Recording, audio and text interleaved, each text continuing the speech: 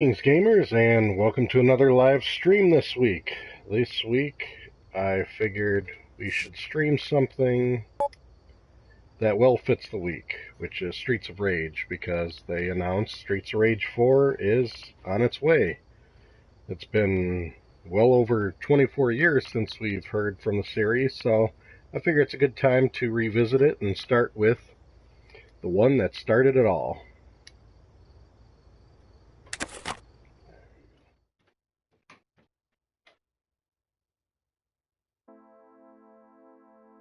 So we'll start out with going full screen and let the wonderful story kick in. Yeah, the first game in this series is pretty classic.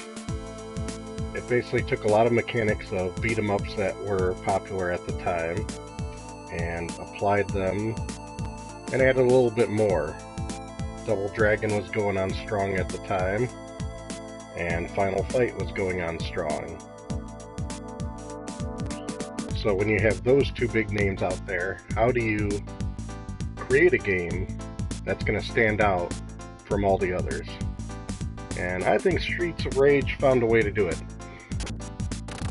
Personally, myself, I found Streets of Rage 2 to be the one that really put it all together. Streets of Rage 1 here is a very good game, but Streets of Rage 2 really took it to the next level. But it's always good to see where the roots began in a game, and I think there's no better time than now to revisit it and see what we're doing. So let's dive on in. Let's look at what options we get here. Anything that can help. It's just a sound test, normal level. Controls are, yeah, they stuck with the staple controls, which was good. I always liked the special attack, then regular attack, and then jump. I mean, all Sega Genesis games, it's like your main move should always be B, your special should almost always be A, and then your jump should always be C.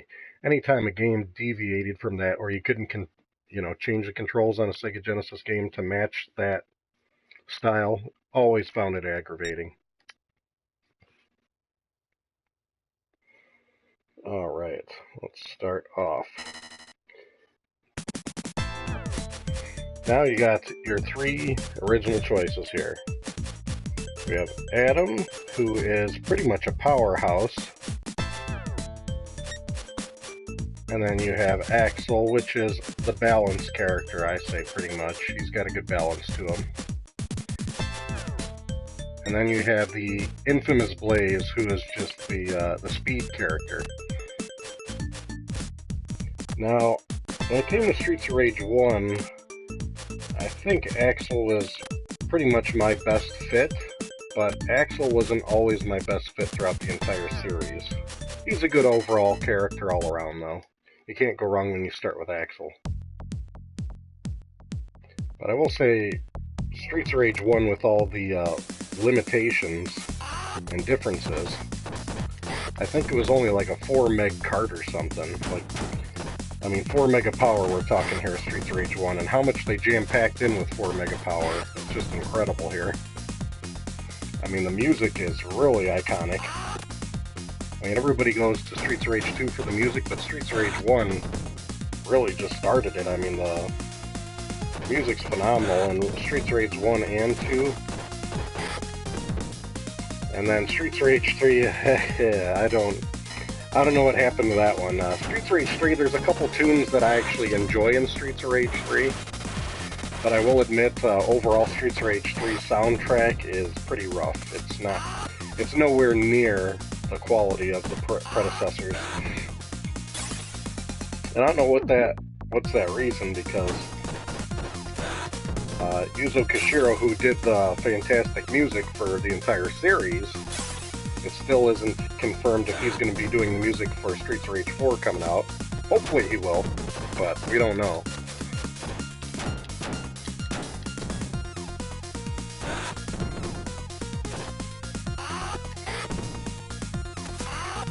But considering all the games that were out at the time, Streets of Rage 1 did a solid job, and it stood out in its own way with a few qualities and changes. Especially the co-op mode was key, because for whatever reason, I don't know why Final Fight was struggling so bad to include co-op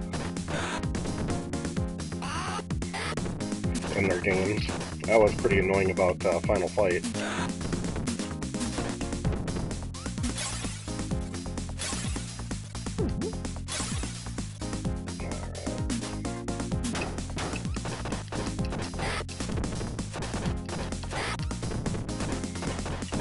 No, I mean, controls are solid. There's nothing to really gripe about this game.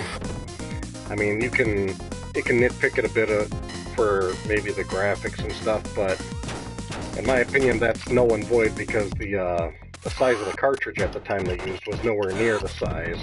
I believe this one was 4 meg, and the Streets of Rage 2 was like 16 meg, so it's like 4 times the size, so obviously they're able to do a lot more at that time.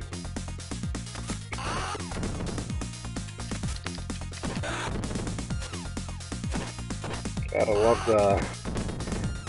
one of the initial things I'm noticing that's missing in the first one that was included in the sequel was the health bars on the guys. The health bar was key.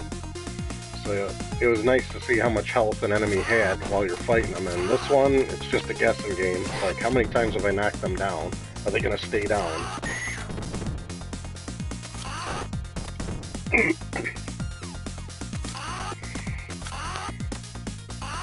There we go.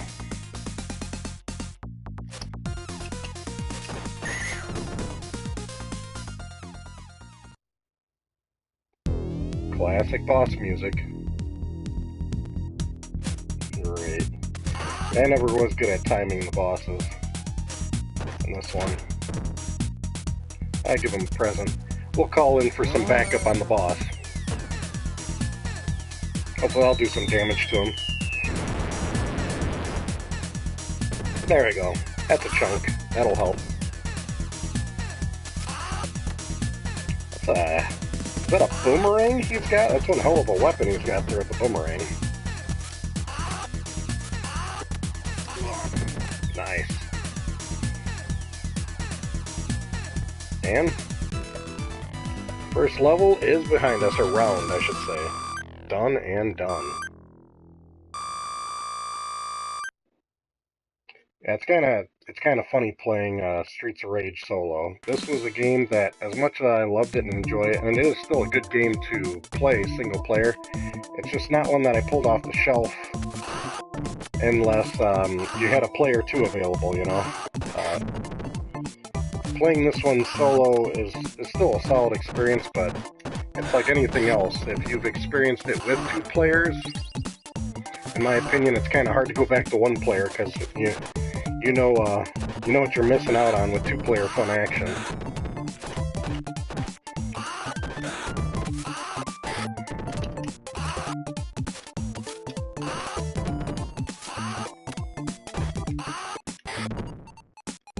And solid.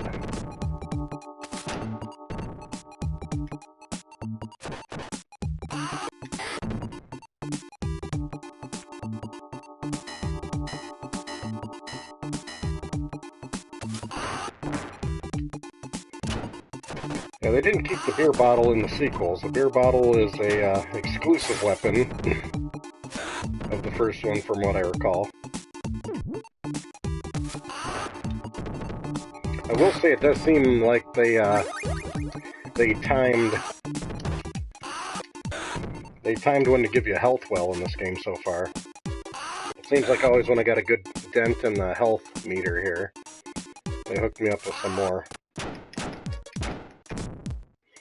Timing is everything in this one, though. You don't time it right, you're gonna get yourself in trouble in this game. Just like any other beat 'em up, you let yourself get stuck in a round in between 2 bad guys, you're asking for it.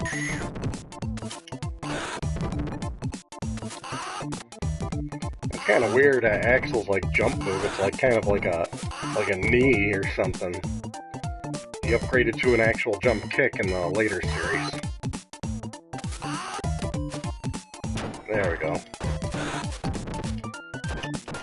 Hey, what's going on, Colin? Glad to see you stopping by, buddy. Just excited about the Streets of Rage 4 coming. As you can see, I'm all about getting prepared for it. I'll make sure my skills aren't too far behind. Oh man, sorry to hear. What you got, the flu or something? Being ill is never good, but it's always prime time to hang out virtually when you're ill, at least.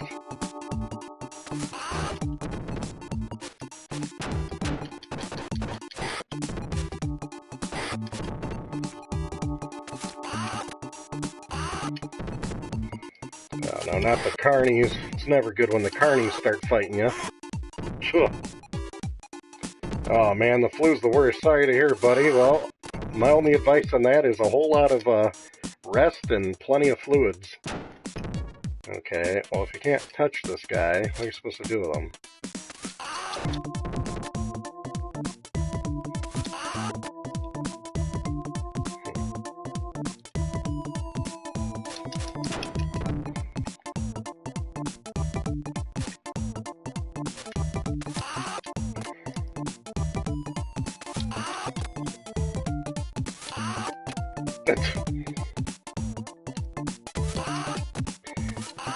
Yeah, Axel had a very unique look for this time. You know, what the heck am I doing wrong with this bozo? Like, how do you... I just gotta keep on kicking him just right to take him down? I don't remember this guy. I gotta be honest, I think I've only beaten Streets of Rage 1, maybe once or twice, way back in the day. Because, unfortunately for this game, once you pop in a Streets of Rage 2, I never look back to Streets of Rage 1. It's like, yep, I don't go farther back than 2. It's not because it's a bad game at all, it's just, you know, there's just a real big gap in the game itself. It's like, man, Streets of Rage 1 versus 2 is a whole nother realm. Okay, I'm getting ganged up on, so I gotta call in the backup.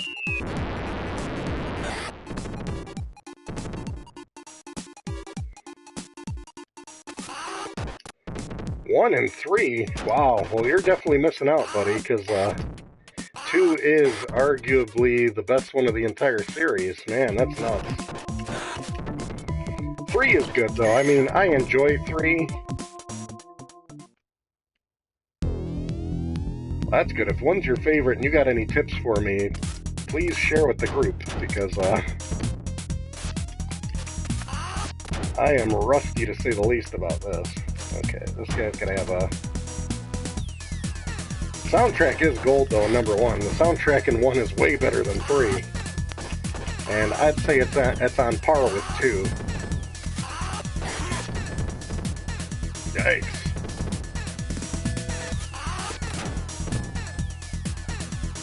Well, might as well use a special if you got one for life.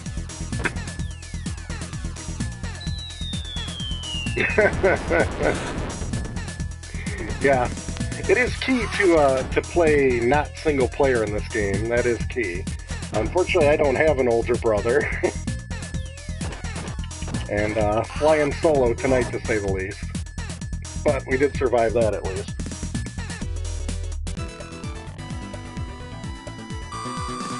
What's going on, AdPod?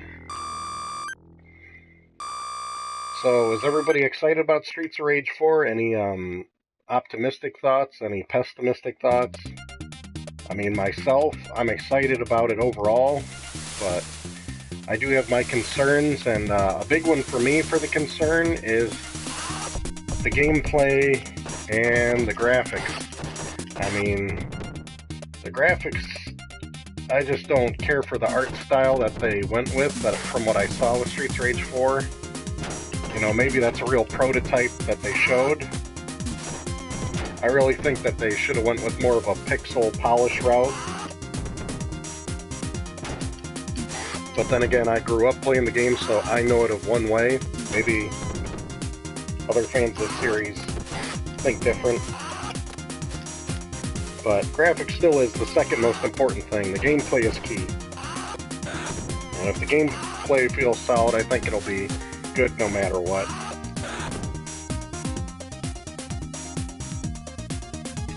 Yeah, that's true.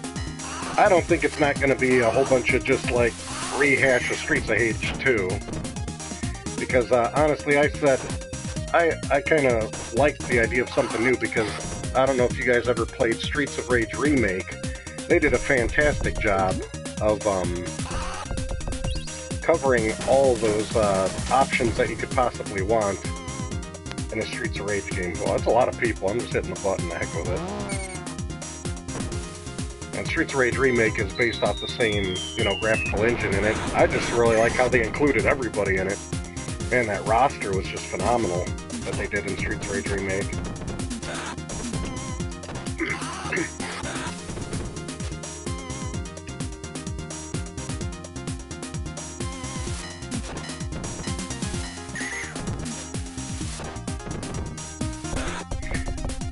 How many fights have people been in where a lead pipe is really that available, you know? It's just that handy. I cannot say that I've played River City Ransom Underground. I'll have to check into that one.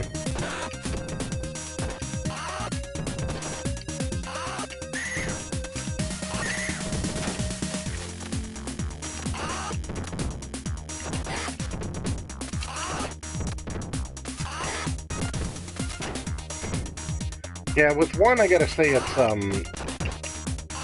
mean, it's got a good variety of moves for, compared to games that came out at the time, but I really feel that 2 and especially 3, they added a lot of moves that it kept the variety really fresh when you played the game. 1 here is a little lacking on the moveset, but you can't really blame it, because it is the first one.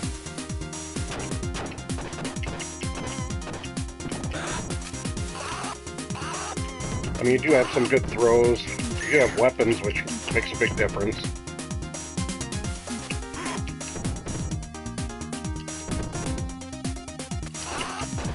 I see what you're saying.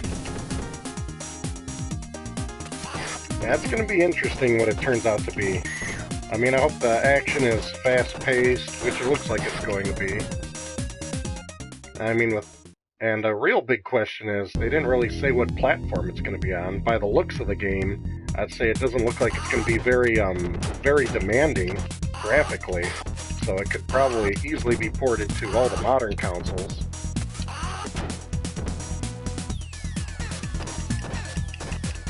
There you go. Yikes. There we go. Let's use that special while I got it. Don't waste it. Hopefully that puts a dent in there. That's a good one. Dragon's Crown, good point. That one is an excellent beat-em-up. I was really hoping to, that one's just action-packed. I never got to really play multiplayer at that one. I've been working on my Dragon's Crown campaign single-player, and, I'll just take the safety and hit the button, yikes.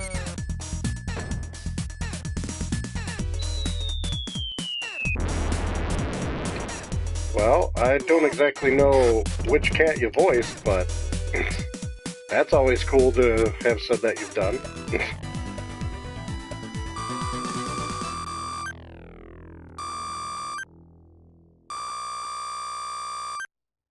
Yikes, I wonder how many continues you get in this one. Hopefully enough continues.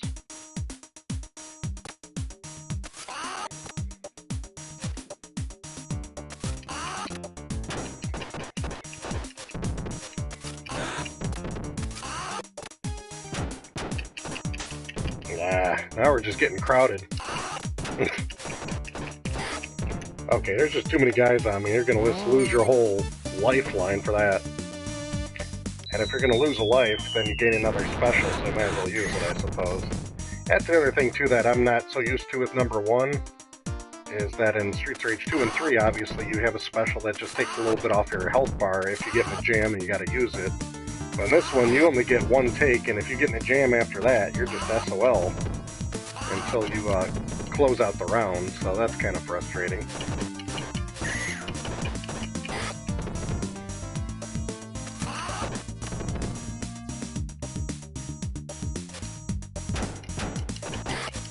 Loving it.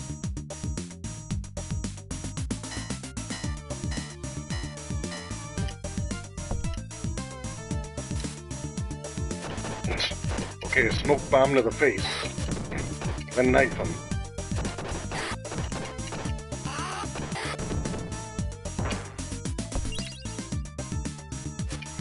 Yeah, I don't know if they... I know they had bombs in the other ones. I don't know if they ever had those screen bombs in any of the future ones moving forward. I remember them being in 2 and 3, though. Just regular bombs you could pick up and throw. But if you want a real challenge, throw on the Sega Master System version of Streets of Rage 1. That one that I covered on the channel. That one was, I mean, it was good for what it was, but dang, it does not hold a candle to this version. What's up, TV? Glad to see you stopping by. At least I got a weapon for this dumb guy. What's this guy's deal? When he's juggling that stuff, you can only kick him? Because he was catching me on fire left and right earlier. Yep, it's all about knocking over the cones and the construction signs. Yep, I'll take it. At least they're pretty generous with the one-ups and the health and stuff. They're pretty fair with that on this game. They just seem way more scarce in past games. Uh-oh, now we're getting messy. Now we're getting real messy here. A little crowded here. This is a construction site, guys. Doesn't anybody fear for their safety on a construction site? Yeah.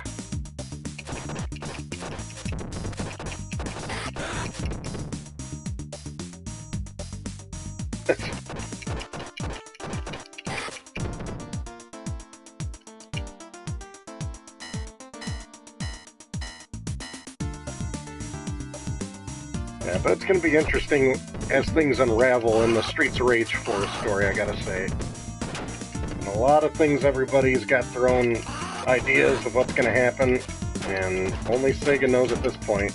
I just cannot believe how long it's taken Sega to actually get going. I can't believe how many guys it can handle on the screen at once. This is nuts. These guys are all over me like a bad rash. Oh.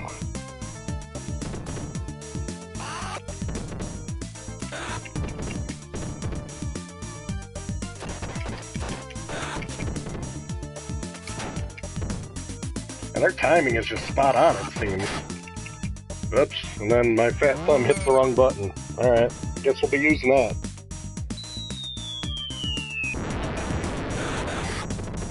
Yeah, this is a solid title. I gotta say, there's nothing to really gripe about it. I mean, I don't think it's fair to judge a game off its sequels, you know what I mean? So there's no way I could say this game's bad in any aspect. I mean, obviously, sequels should be better. Uh-oh. I love how there's always got to be, like, a helper guy with the boss. Can't just have the boss by himself.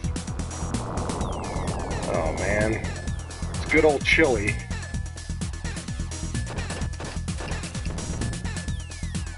I can't even get to him. Oh, yeah. Way to try to pick him up, Axel. Good thinking. I don't think that guy's getting suplexed anytime soon.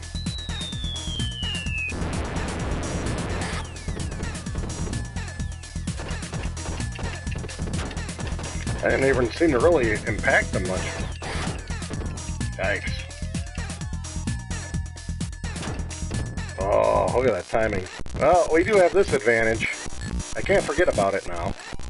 You know what's kind of funny is I got so into it with Golden Axe last week, I forgot I even had this option, if needed. Oh, I still got decked right there. How are we going to avoid all this and get up in time?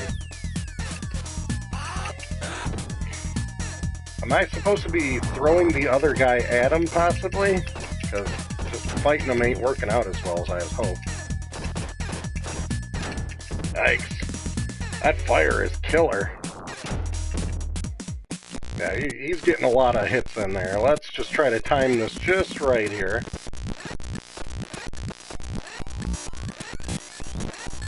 Okay, it ran me down. Yeah, that's where I was trying to rack that in for a few hits.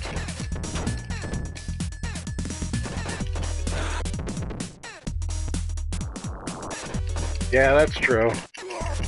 It was pretty tough on that Golden Axe was nuts, especially, I think the rewind feature would have helped me a lot in Golden Axe if I would have remembered it from falling off the edge, because I did fall off and lose a couple lives that way. It just blows my mind. I don't realize how bad or how much more difficult a lot of beat-em-up games are single player for me. I'm just so spoiled and accustomed to playing these types of games two-player, so it's like I'm normally just used to having to manage half the screen because I know whoever I'm playing with, you know, they take care of half the screen, what comes on one side, I take care of the other side. But when you're getting attacked from both directions, yikes. It gets pretty tough pretty quick. Oh, man.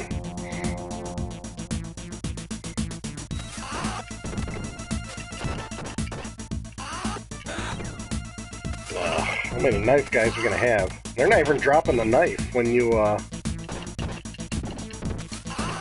at least in Streets of Rage 2, when you nail them, they drop the knife. Oh, I love that garbage right there. When you go to pick up a knife and then you're close to another knife and you're trying to hit them, yeah, it doesn't work out that well. There we go. I'll take that. Oh, man. Yeah, second player, even AI, I'd take it like you said. That'd be fantastic. Give me the AI help. I don't think they had the tech. I wonder how well the AI actually would have been back then if they did program something like that. Be like the AI in the X-Men game on the NES. That's like completely useless.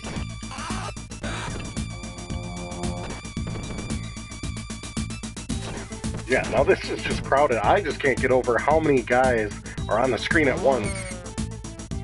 And it's handling it just fine.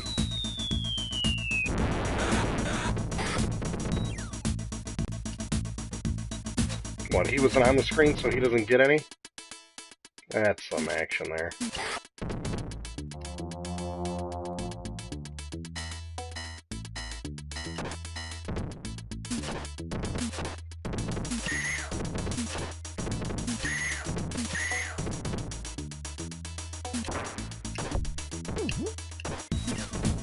Alright.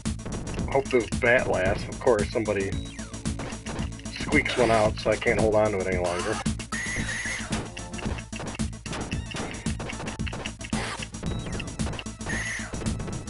And good. Now we're solid.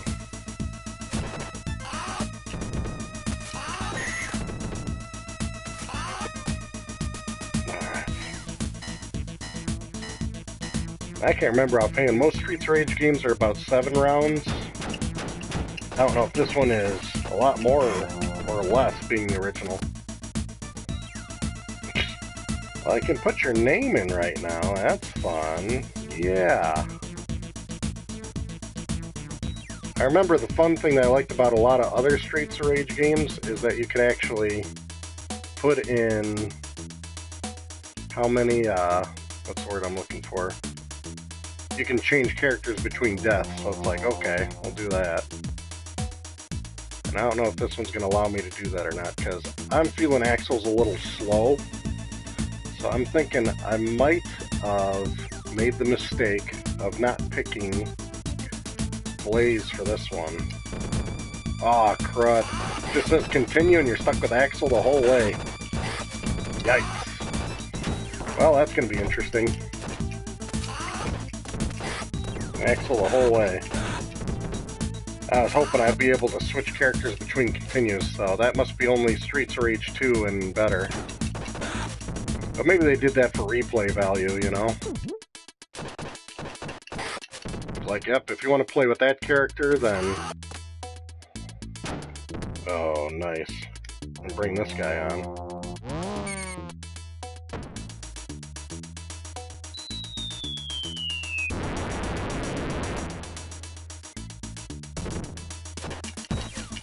Alright, hopefully that put a dent in him.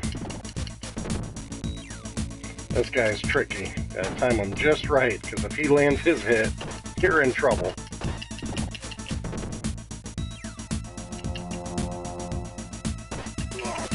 Finally.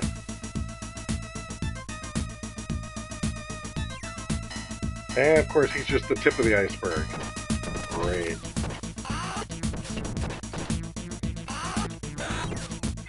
What, are they just getting in line? Line them up. Aw.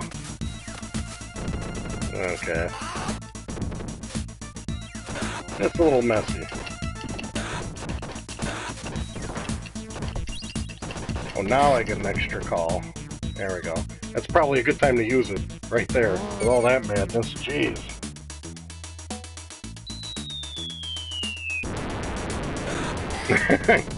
Yeah, it does have that dance video vibe. I'll give you that, TV. Good old MJ days. Yeah, you gotta give me the inside scoop. What's the next completely obscure and ridiculous video you got coming up next? The question is it going to be a VHS from Goodwill or a comic book? They're both equally entertaining, I gotta say, for how crazy they've been lately from your channel. That Spider-Man comic, I'll never forget how messed up that one was. What a way to educate children, to show that a superhero has quite the weakness.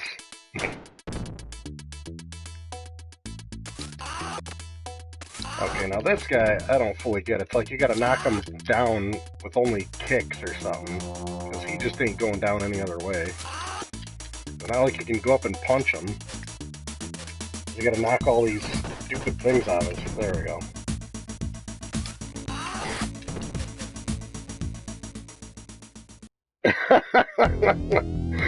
Oh, that is awesome. You're doing Christmas early, huh? You gotta find some Halloween stuff or something messed up Halloween style, but yeah, that sounds pretty interesting. So a guy's gotta dress up, not Christmas, Christian, sorry. For some reason I read that as Christmas. The evils of, with a ventriloquist. So it's gonna be like Billy Baloney from Pee-wee? Looking forward to the Billy Baloney. That's funny, I took that out. That shows how well my eyes are reading comments while I'm actually trying to play at the same time. You have one eyeball read and then one try to focus on playing. It's quite an interesting challenge.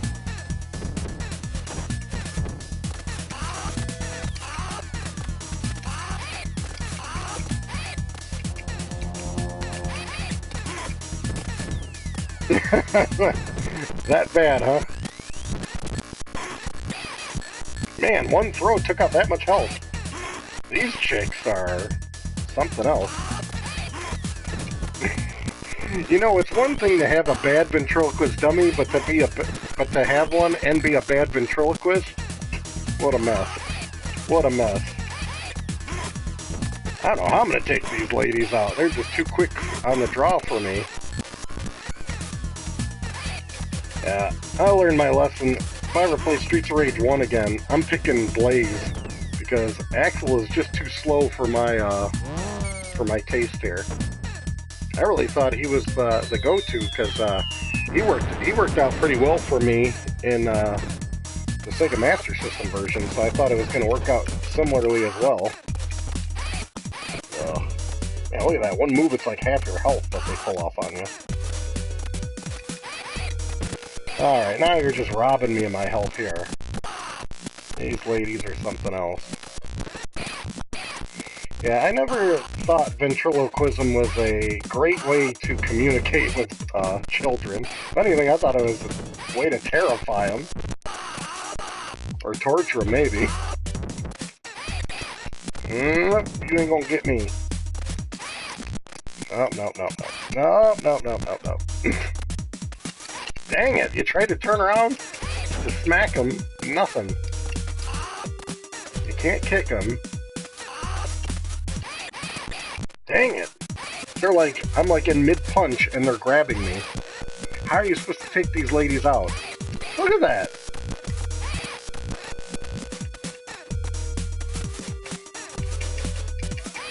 Nope. She still just comes right up to me while I'm punching. Nope. Land it. I can't land nothing on these ladies. Okay, you gotta be super far away and then you might land a hit. Nope. Yeah. Ventriloquists and clowns, that's what's getting through to children. That's what's getting through to them. Let's use that as a learning tool. And they wonder why kids turned out the way they did. It's all because of these weird decisions. Dang it. I don't know where's a good position to be in for this. One of them's got like one hit left. If I could just get one of them off me. There. I was hoping you could just like find a hot spot that's too hard for them to get you and just sit there and punch. That wasn't it. Okay, this is getting ridiculous. Alright. Even in midair, I'm being defeated by these ladies. Look at this. You can't jump kick them. You can't land a punch. And every time they can grab you, because they're faster than me. This is just punishing. Well, this is where all the lives go in this game. They're taking way too much health every time they land a move. I don't know if we're going to see one of them get defeated tonight or not.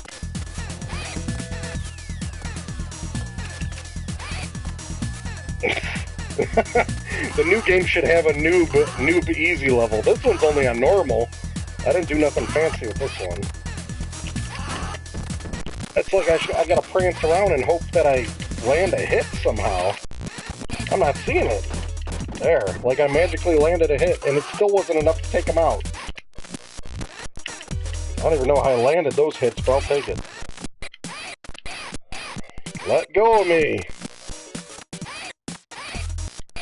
She's like on a mission, grabbing me.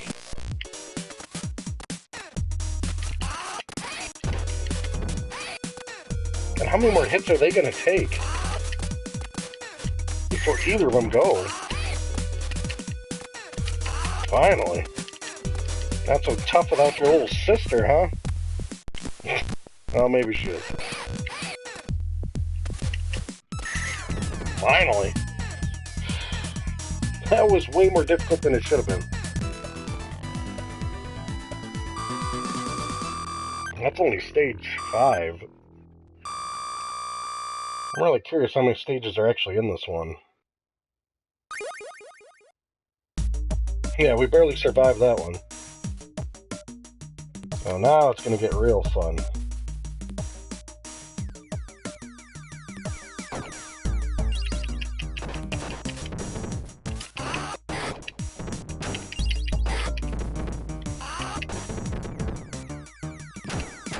It all ends up working in machine shop or fighting in one.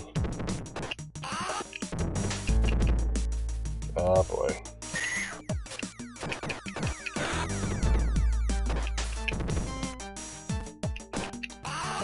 I don't know if it's just me, but this game seems like it takes off way too much health anytime the bad guy lands a hit. Like in Streets of Rage 2, it like barely scratches you when hits are landed on you in comparison to this one, from what I can tell.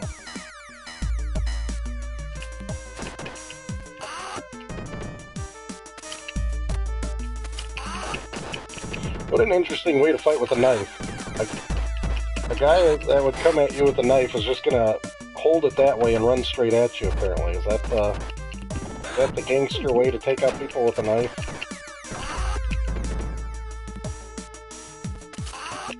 Just run at you and hold it funky. Ah, come on. Well, let's not waste this. Worst thing that you can do is die and then lose your special.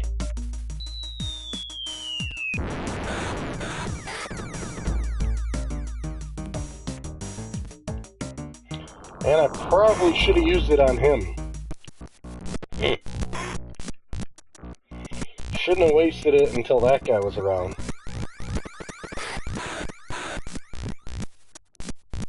Let's see if I can last just long enough before the fire-breathing man shows up.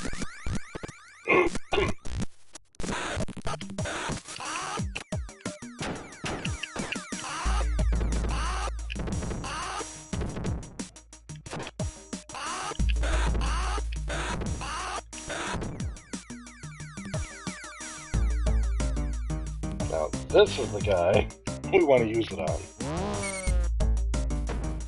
I like how that police car can pretty much drive anywhere, in any building. But I'm not complaining, because he's helping.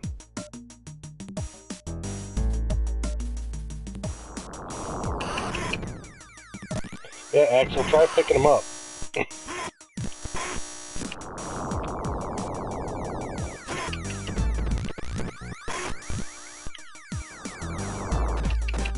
You know what? That's a good... I couldn't put my finger on it. You hit it. It is Mutate. You're right. He does have the exact same face as Mutoid Man. It's like that generic bald face look.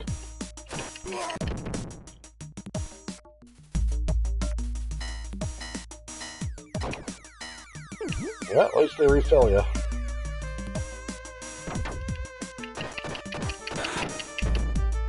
And the knife guy always gets his way through. Oh, come on, man.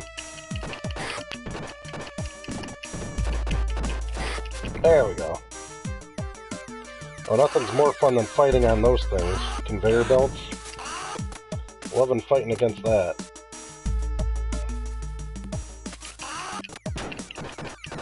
Yeah, getting there. Oh. I will say, at least in this one, I feel like I have more, Come on, this factory makes sense. I'm sure it's a steel mill factory. This is where the steel happens and stuff. This has some logical sense to it, right? Conveyor belts randomly while you're walking through.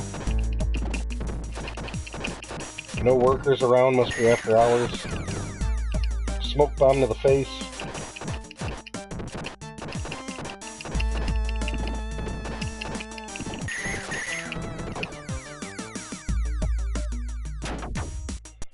Whoops. So many times I got missed by that. This time I get hit now. And I get hit by a whip instead. Alright, why doesn't she get hit by it instead? You gonna get squished, lady? Come on! No dodging this. Okay, maybe I should be moving up more.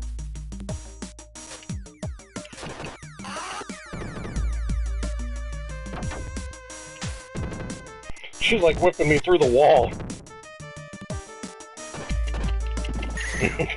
Yeah, this is where all the dominatrix hang out. This factory.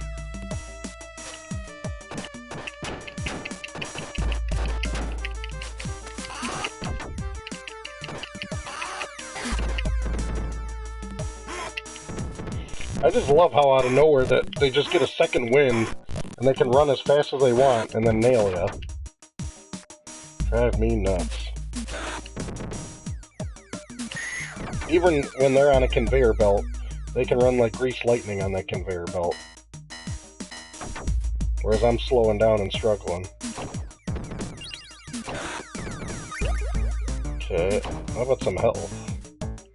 Well, they gave me an extra special to use. No health. So we'll just make sure we use that special at the right time.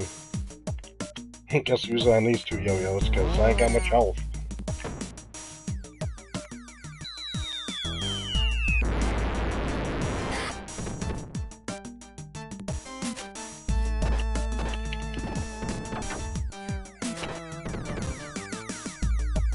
A little crowded over here. And here comes the knifer. Batter up.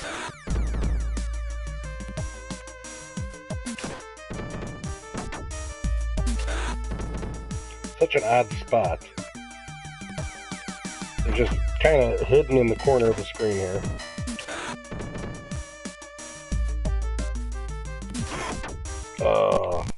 How long does the baseball bat work until you drop it, I think? Because I know in Streets of Rage 3, they actually put a health meter on the weapon that you use. So when the weapon was, you know, you couldn't, like, ride it the whole level if you never dropped it.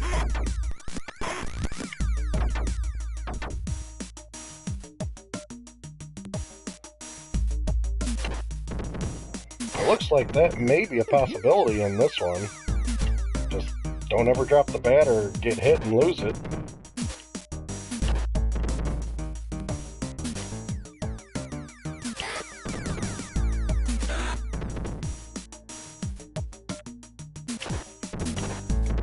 I mean, how many baseball bats are that handy? See, I dropped the bat. I might risk, but it didn't disappear, it looked like, surprisingly. Man, but this guy's coming in hot. There we go. Time it just right. Maybe it's timed by how many times you drop the bat, no matter what. So to have a bat for the boss will be interesting, because I don't have a special. Oh, great. It's going to be this kind of BS, huh? That there's no way avoiding this guy. You're just going to get... You're going to get crowded. I don't know if a bat is that good of an option with these guys. Seems too slow. These Freddy Krueger knockoffs. Yep. Well, that's what we use this for. Kind of try to level the playing ground a little bit.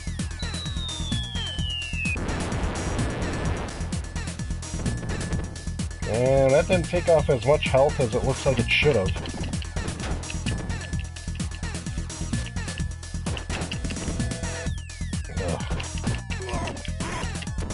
They're just not able to label anything here. It's like, alright, well, if I got a health, I might as well just use that then.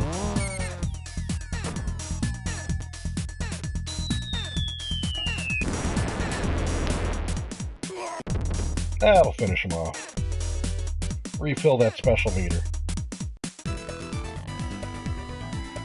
That's kind of a break in action using that special. I'm really glad how they got away from calling in cop cars for help. Just giving you a special move.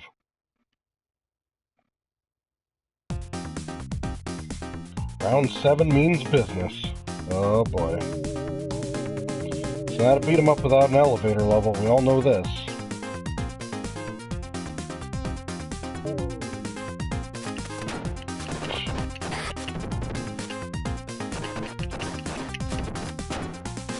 I love these guys coming out of nowhere, greeting me with a kick to the face. I'm gonna greet you with a punch in the face. There we go.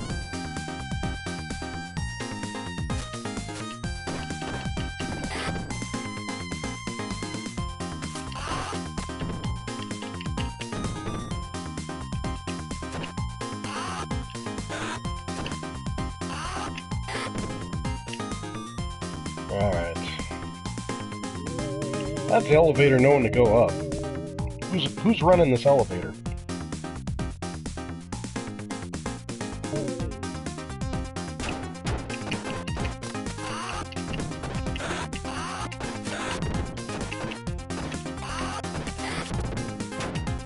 Man, always landing that hit right in the face.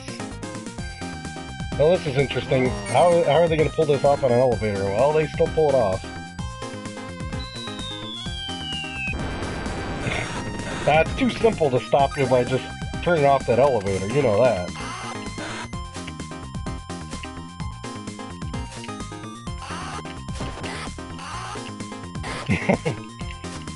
Hey, it's a tactical weapon that the police have, so don't question it.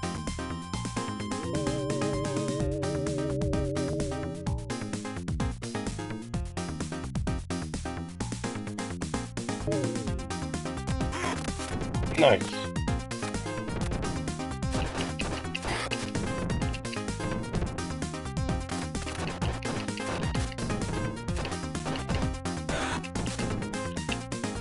Oh, he's just gonna throw me off the train like it ain't nothing.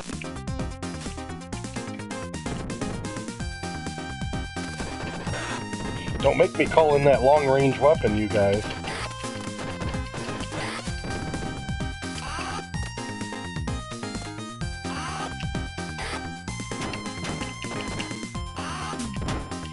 And is this big elevator like the window cleaning elevator on the outside of a building? Is that what this is meant to be? Because that's a hell of a lot of space for just a window cleaner. Yikes. Took a lot of abuse and didn't even call in the special.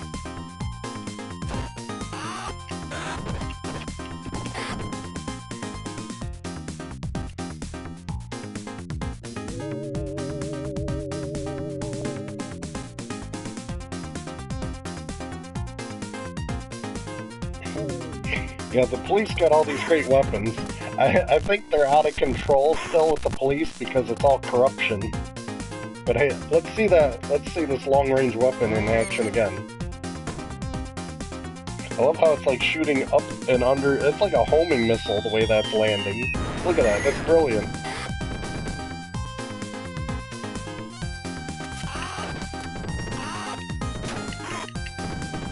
Alright, it was inevitable.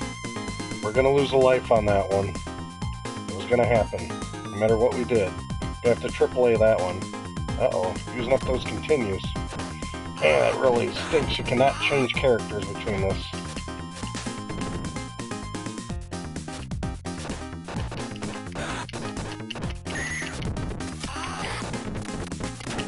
Yikes.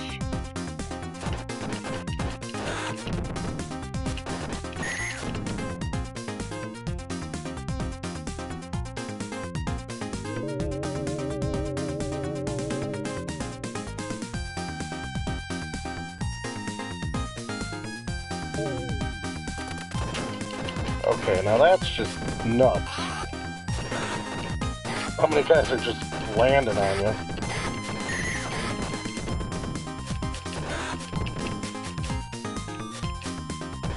Yeah, they're not very friendly with health in this level either. Like, there haven't been any health upgrades or nothing. It's just been an onslaught. Man, that whole time, just sat there and got slaughtered. I got really ripped with all those guys coming down and all kicking me at the face at the same time. It's like, really? They land that many hits? So slow rewind. I'm trying to rewind to see when I actually had some health. There it is. Well, kind of. Yeah, wait until they came down. Oh, look at that. You know what? Look at that. There's no way to avoid that. That's what I should have just did. But here you go. Call in that long-range weapon.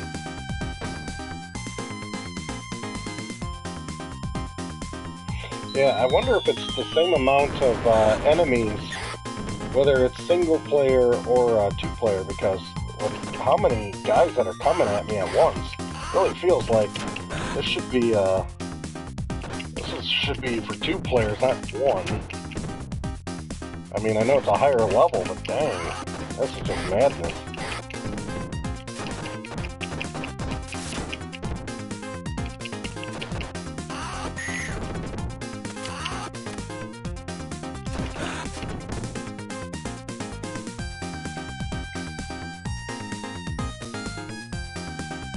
Now I decide to get off the elevator? Ugh. Well, if that's round 7, it's round 8.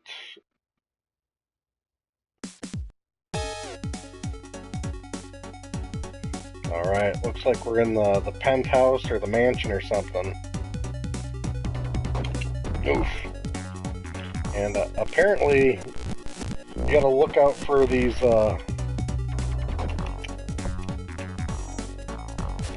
flying entrees.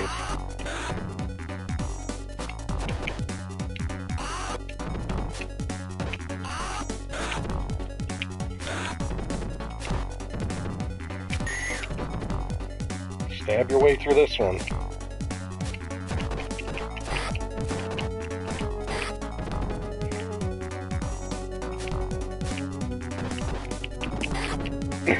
You know, it's funny you mentioned that Castlevania. That did make me think of Castlevania. Didn't they have those like haunted trays in Super Castlevania 4? They were like flying at you with like the flying ghost people when you're in a haunted mansion. Yeah, that looks exactly like that. Getting all mixed up where we're at. Maybe that's their nod to Castlevania.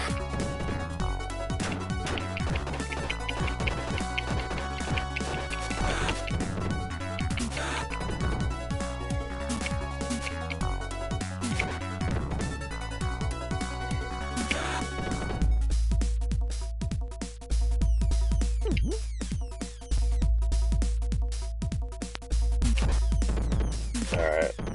Let's see how many cracks this lead pipe can take. Well, I better hold on to it long enough.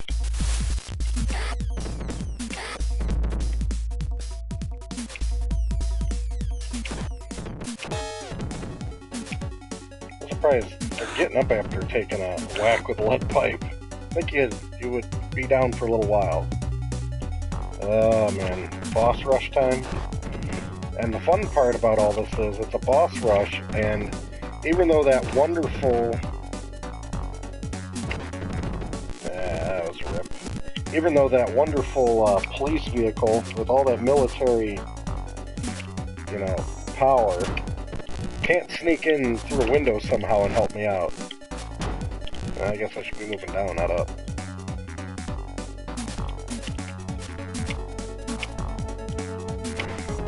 Alright, this boomerang pirate.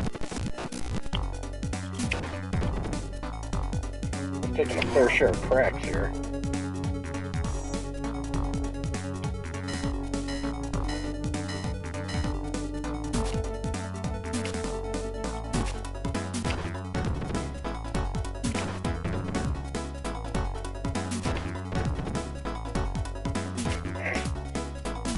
This guy can certainly take some hits.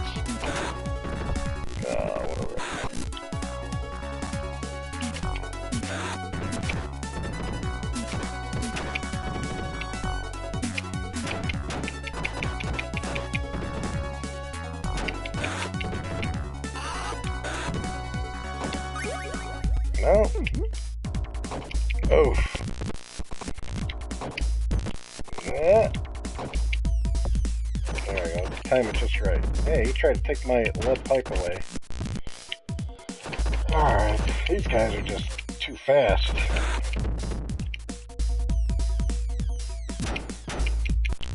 I'm timing that really well.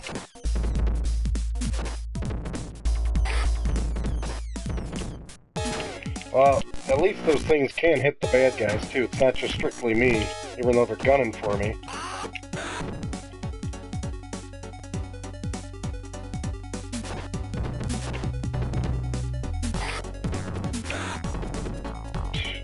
How many more bozos are we gonna have with this setup here?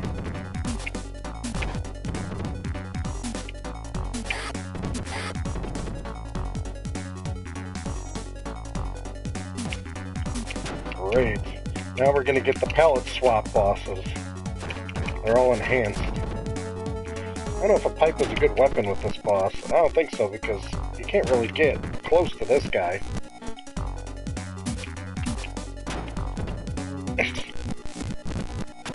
I think they definitely went shopping together at the same stores for their clothing, because it's all pretty similar.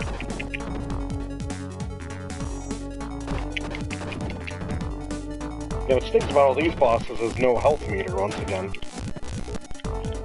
You know, that's my big complaint about everything.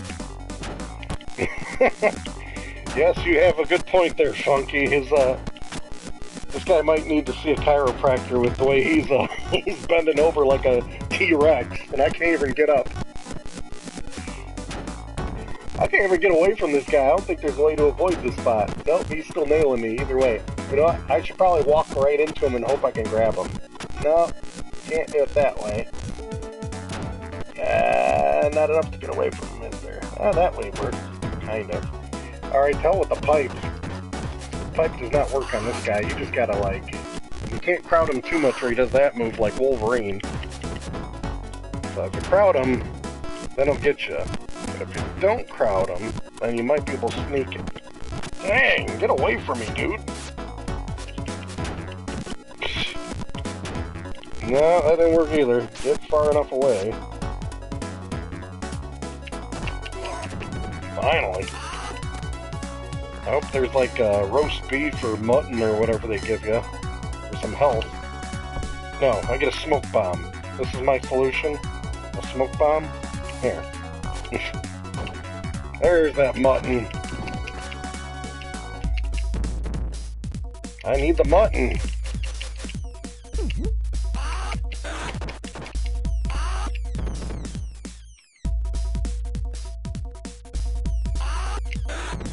I think all these bad guys all shop at Hot Topic and get their fix on their wardrobe. And I think these guys have their outfit inspired by the Joker.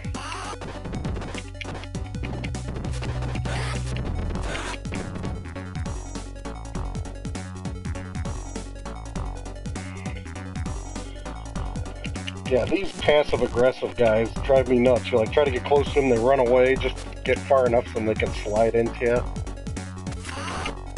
No time for you.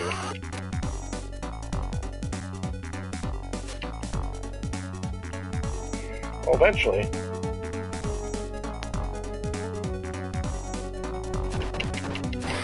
Ugh, annoying.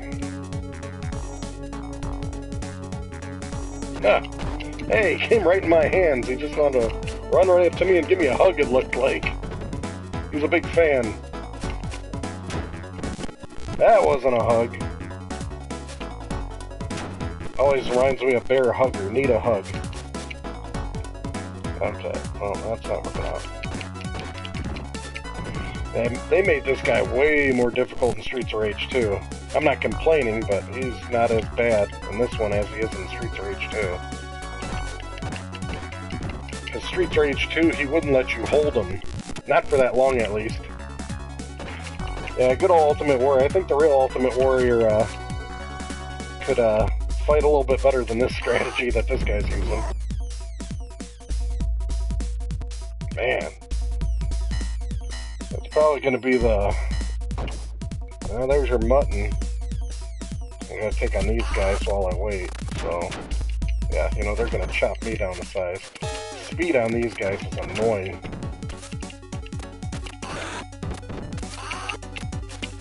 Come here, you. You got your karate, and I got my streetwise here. I was taught on the street, no fancy bandana here.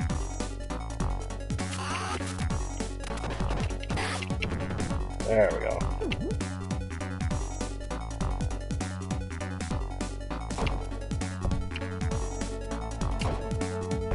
Smoke bomb or knife?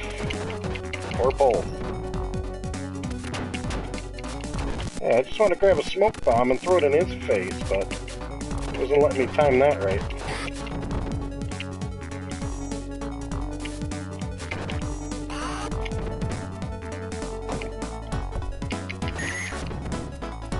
Great.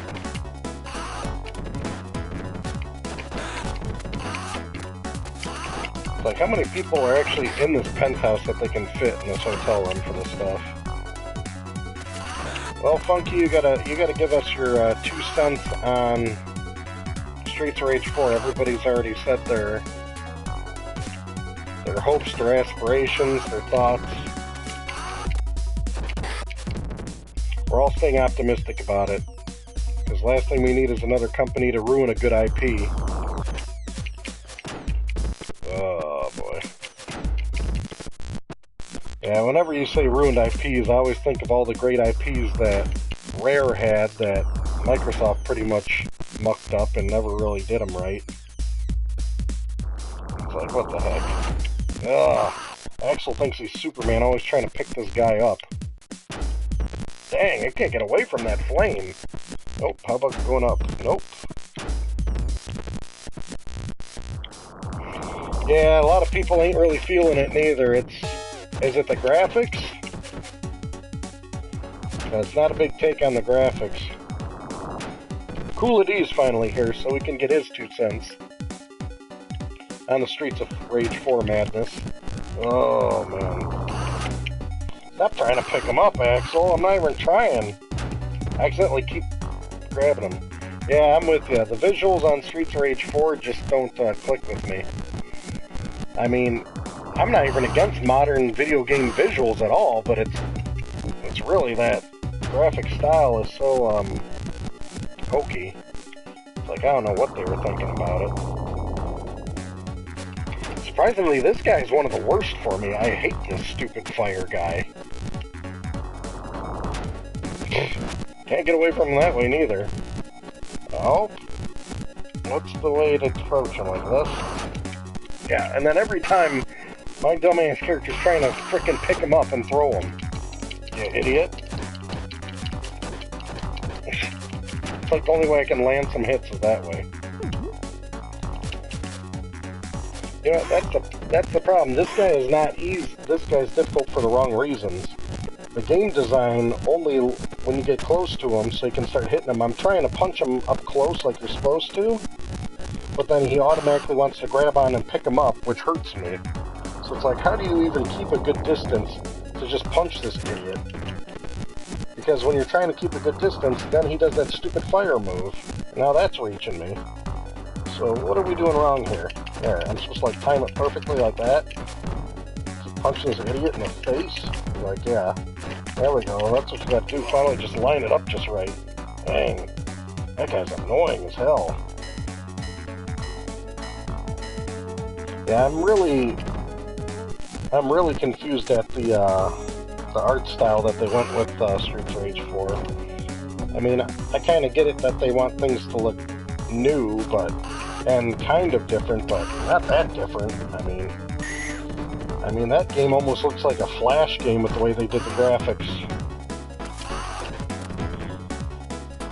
I'm with you, TV. Boss rushes are one of my pet peeves in games, especially in shooter games.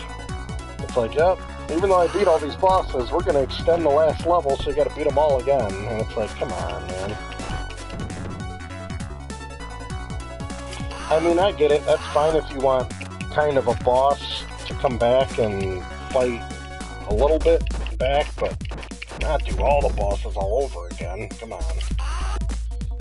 I just don't get how much...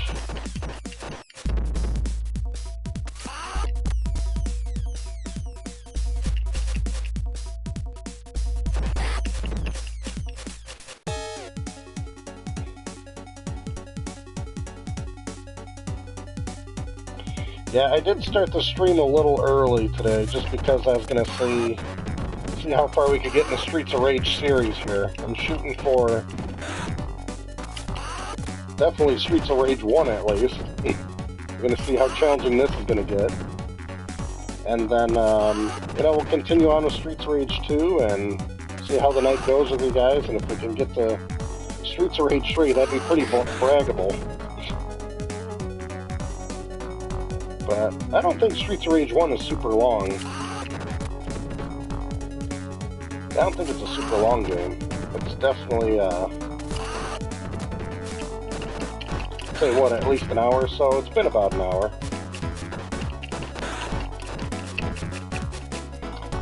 Yeah, I'm with you, Funky, but a pixel style was the way I was hoping they would go with Streets of Rage 4.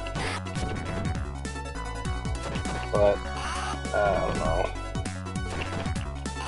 I'm wondering, it makes me think, when you bring a game that was from a series from how long ago, not these chicks are the worst. When you bring something back like that, who is the target audience do you think Sega's trying to be? Is Sega trying to make it cool for, you know, the newer generation of gamers? Are they trying to cash in on the nostalgia people like us? Or are they trying to do some crappy hybrid in between, something that they think they can cash in on nostalgia and still make it modern enough for newcomers to enjoy? You know, I don't know what they're trying to do with it. I'm thinking they might be looking for a crappy hybrid in the middle instead of just focusing on a specific target audience, but shame on them. I feel the target audience would definitely be people that grew up with the game, because, you know, I don't even know if it's not like a first-person shooter, and if it's not Fortnite or something like that. I don't know about the younger generation of gamers that even really care much about beat-em-up games. I mean, are beat-em-up games even cool to that generation? I mean, I know there's Dragon's Crown. That was a great beat-em-up. That's kind of more modern. But I don't know if a lot of super popular ones out there. Oh man, when you rewind, you just lose the time on it, so I'm not killing them fast enough. Loving the time limit, you get 60 seconds. I'm gonna probably lose bad with these chicks. I'm wondering if I just get them separated. Because when you get them together, you're just in trouble. Look at that. Almost lost the whole health line here. This rewinding should rewind the clock.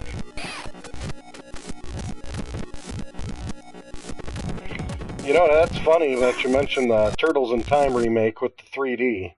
That is a real funny one, because you were absolutely right. I did do, we did do a game night of that one a long time ago.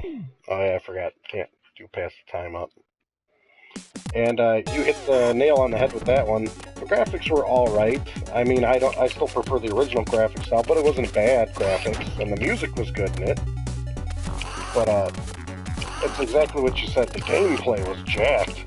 You were able to move in like all 8 directions, which I guess was an upgrade, but it wasn't an upgrade that I was looking for that game, because it's just madness.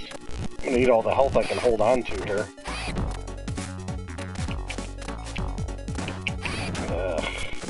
I'm gonna spend half the night just with these broads again. Fighting them again is not what I was looking forward to. I barely survived last time I fought these two. With the rewind feature, it's like I can't sneak them in. They're just too good. They're too good for me.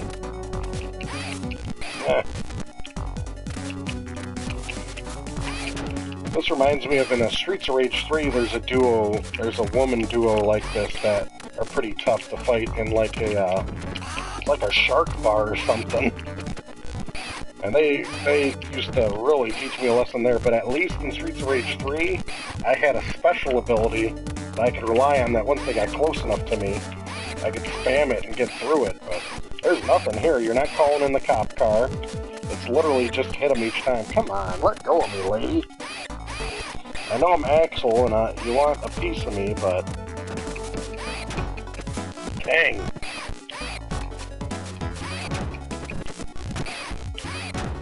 Ugh. It's bad, even when I rewind and see it coming like the Matrix, I'm still screwing up with these two. Like, what is the technique with these broads? Obviously, if you kill one of them fast, you have a sporting chance, but this is just a nightmare. God. Get the hell away from me.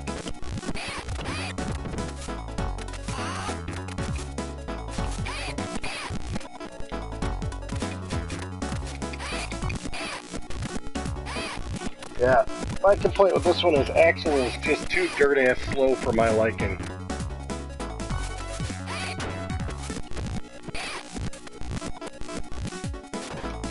Yeah, this one has a really bad feel, like I said, with the grabbing on these two. I don't get it. There's like no way I can walk up to them, and they seem to always successfully grab before I do. And it's not even the grab. I mean, we're talking jump kicks or anything. If I'm doing it, I can't land it. But if they do it, oh, it's coming. It's happening. Yeah. I don't even bother jump kicking, because anytime I do, it's like denied. It's like, nope, my jump kick's going to override yours. I can barely just punch him once. This is going to be such a weed on through.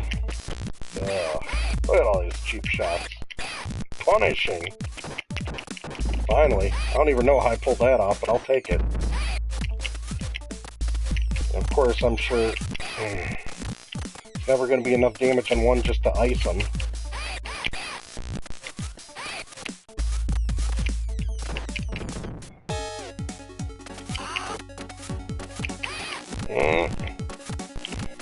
Oh, that's actually where I would want it.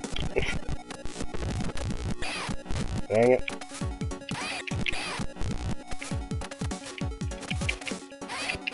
Come on! So punishing.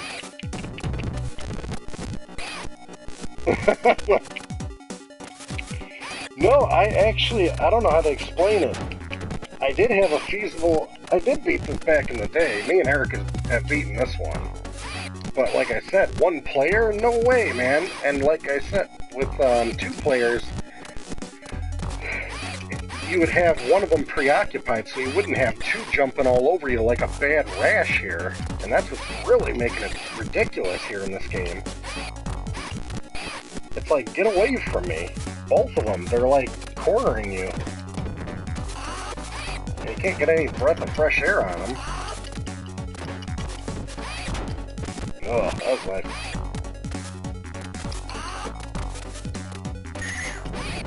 Finally, one of them screamed.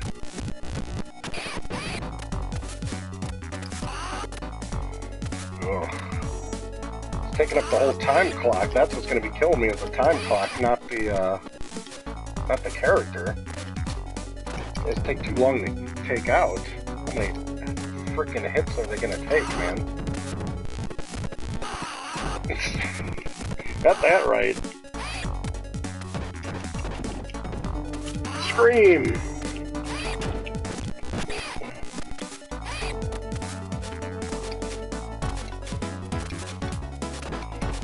Yeah, not so tough without your friend there. Sit there and preoccupy me. Maybe she still is. Yeah, it seems just a little bit more lenient with the timing with one of them over two.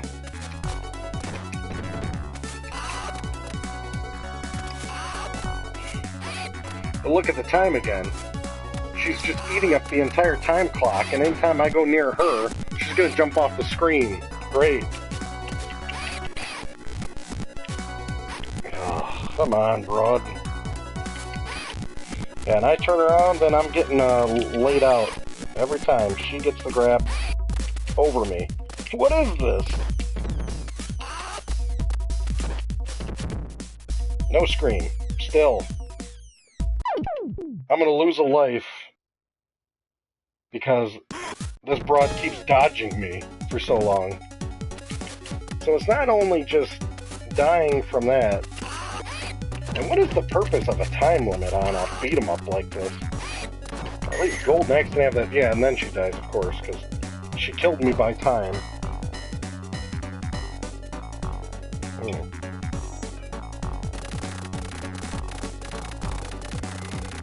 that's braggable if you beat this one player. Oh, we can become his right-hand man. Well, heck yeah. Don't you want to be his right-hand man?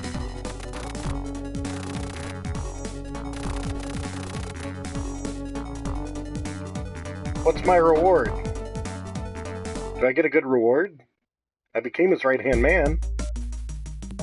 Oh, that's your reward. He throws you back to level 6. Well, that's one of the perks with Rewind. We can take the offer and see what you do. You get thrown back to level 6. That's your reward. No thanks. That stinks. That's a whole lot of Rewind. Okay, let's make sure we rewound that enough, right? There we go. There we go.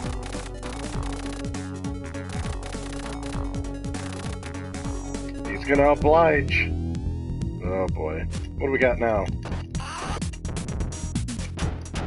No, I gotta keep the pipe. The power of the pipe. Alright, we gotta time this just right. Okay, I probably should never grab this dumb pipe because these guys are faster than Axel can handle. The hell with the pipe. Dang it.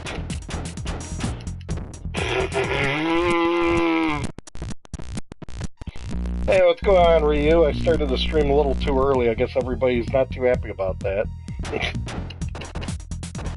But it's all good. We're gonna survive somehow. I can't believe how many hits these guys are landing now. Just perfectly. Alright, is there anybody I can handle with a pipe, maybe? More of them? Come on! There we go. Just gotta get him in the right groove with the pipe. Oh, give him a pipe. Hit him with his own cronies.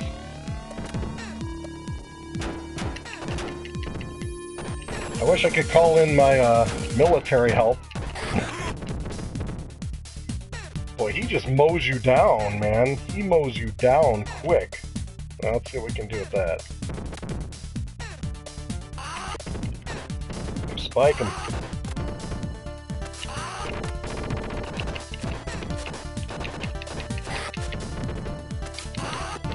Ugh. Gun right to the junk. Yikes. When he nails you, that's like a whole life bar there.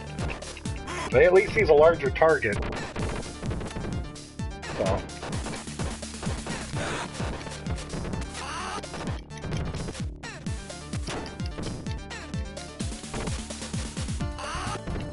Oh yeah, that's right. We got the Labor Day weekend coming up here.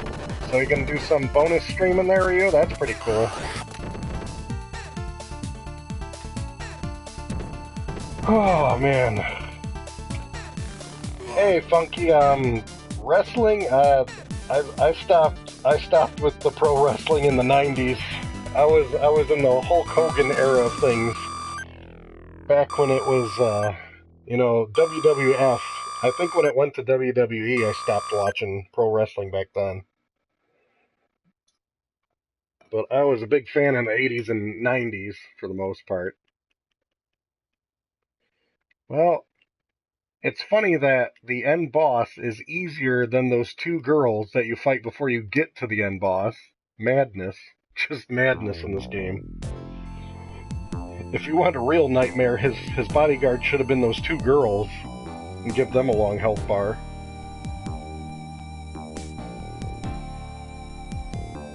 Yeah, it is kind of fun to pop in for the hell of it. Go grab like a WrestleMania 7 and then pop them in and watch it.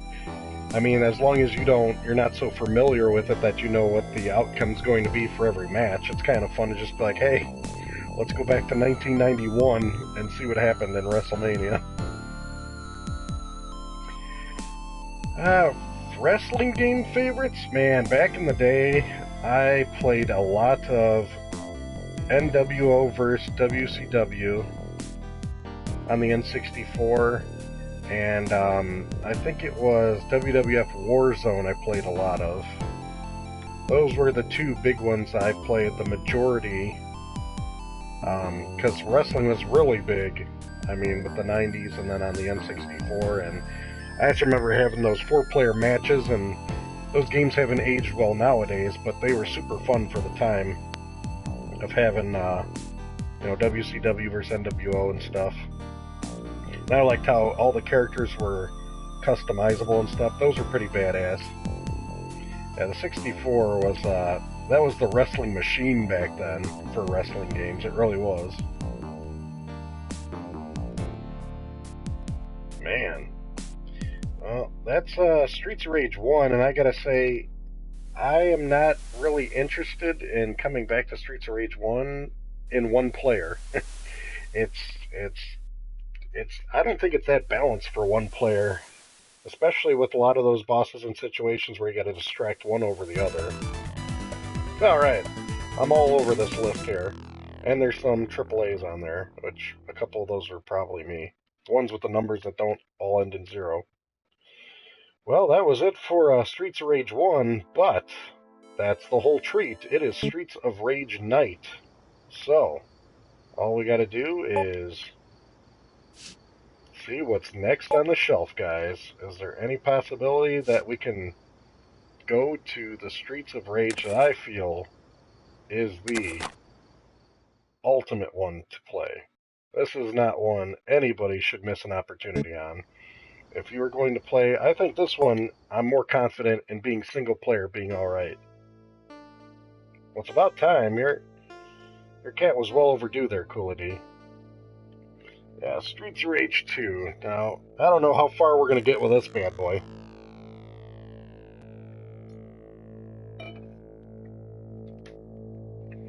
But it's worth a good crack. I'm more confident in how well this one's going to play out as opposed to the predecessor, to say the least. Now, I remember in Streets of Rage 2, there was a trick. I think, let me see if it'll work here. I don't know if it's going to work on it, but hey, these are ROMs, right? If you had 2 players, if the second player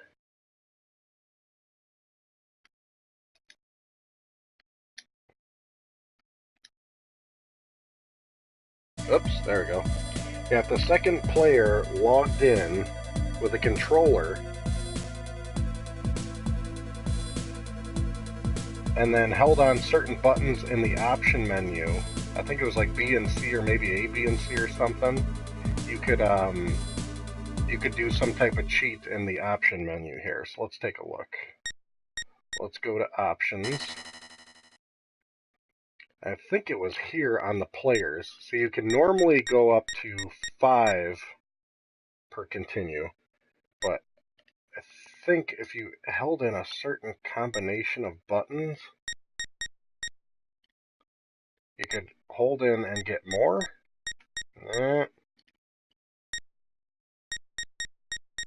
It's not on this one.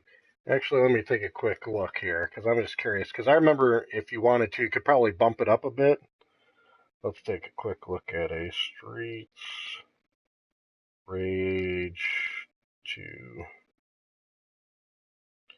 Just for the casual convenience. There we go. For controller 2, you have to hold A, B, C, and right on controller 2. So let's hold. This is going to be creative. I got to hold this many buttons here. A, B, C, and right on this controller, and then on the first player controller, right? Don't you get to bump them up? You missed Streets of Rage 1, Izzy. Sorry, buddy. I started a little too early.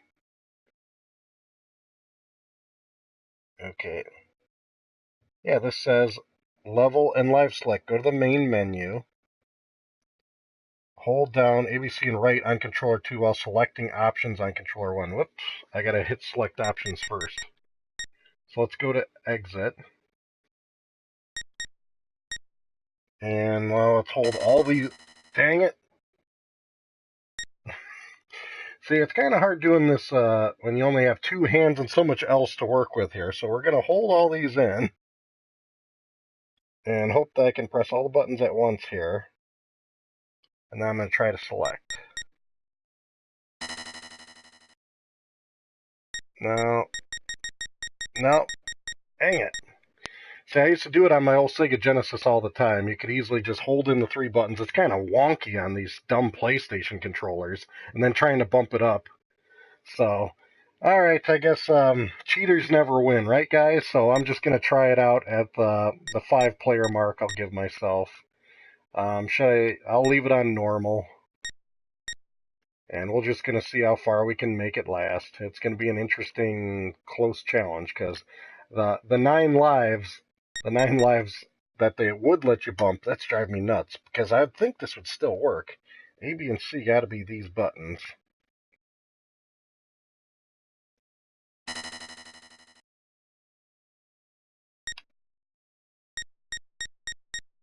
Nah, alright. Yeah, I'm hell-bent and won't take it, but you know what? Screw it. If they're not going to give me that, then I'll take the easy route for fun. Why not? I'm going to try to level it out, because I'd like to kind of at least get through it and get a taste of good old 2. Was it good for livestock? It's been so long for me on this one. Now, when it came to Streets of Rage 2, I was actually a big fan of all the characters. They're really fun. Max is pretty cool, but if you know me, when it comes to games, I'm not a big fan of the slow characters with a large hitbox, so Max I didn't give a lot of action to. Axel, once again, he's the great all-around guy, so he's your good go-to. Blaze has... Actually, it kind of seems like Blaze is the most balanced now that I'm seeing, even though I always felt Axel was pretty balanced. But I'm actually a big fan of Skate when it comes to Streets of Rage 2. Skate just is phenomenal for the speed. I mean, I was always a big Skate fan in this one. Pretty much Axel and Skate. And I know Skate's a little weak, but his speed makes up for it, man. His speed significantly makes up for it. You know, this feels so refreshing after playing and beating Streets of Rage 1, which I'm not gonna lie, it was a little bit of a chore, guys. This one's gonna be a lot more pleasurable.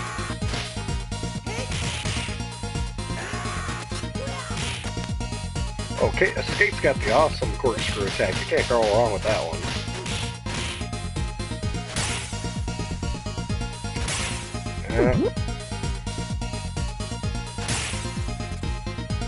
Now we got the knifing down.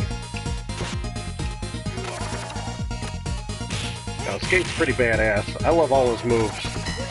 And just the ability of being able to run. Now, keep in mind, in Streets of Rage 2, Skate's the only one that has the ability to run. He can barely handle this lead pipe, though. It's so funny. You can see him, like, break his sweat when he swings. He's like, ugh. Yeah, enemy life bars make all the difference, too, as you can see.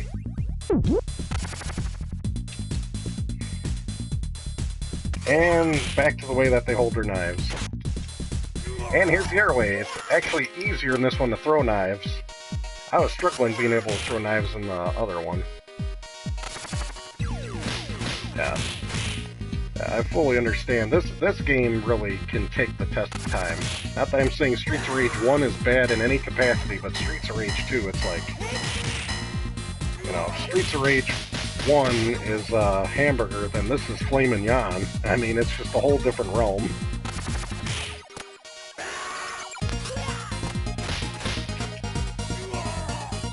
There we go. I always like the creepy guy that walks out of the alley with a knife like that. That's one of the things that's kind of a rip, is if you use a special and you miss, it'll still take some of the power away with that other one.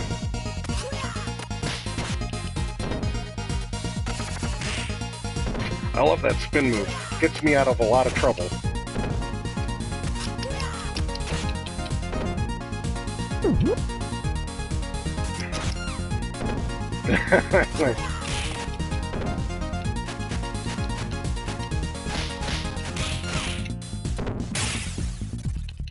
I remember I introduced my cousin to this game. He's never played Streets of Rage 2, and he had a Game Gear. He didn't have a Sega Genesis.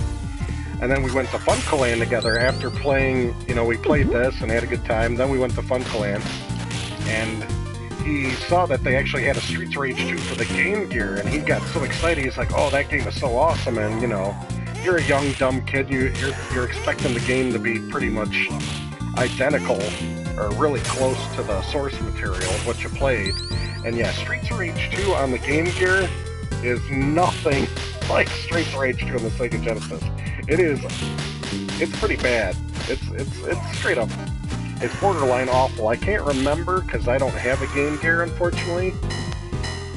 Is Streets of Rage 2 worse on the Game Gear or the Master System? Because they're very similar graphically, but they're different games, and a lot of people don't realize that there is a Streets of Rage 2 on the Game Gear and Sega Master System that, yeah, are pretty hard to digest when you compare them to this masterpiece.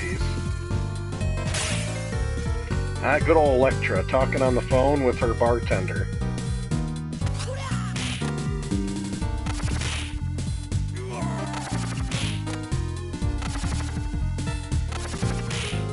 And I like that system too, with the health that they tell you, they have the stars by it.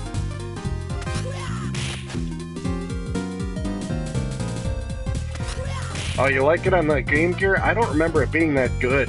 But then again, keep in mind, the last time I played Streets of Rage 2 on the Game Gear was back when my cousin and I were in our adolescence, so it's hard for me to judge. But I have recently played the Sega Master System Streets of Rage 2, and that one is pretty rough. That one's really rough.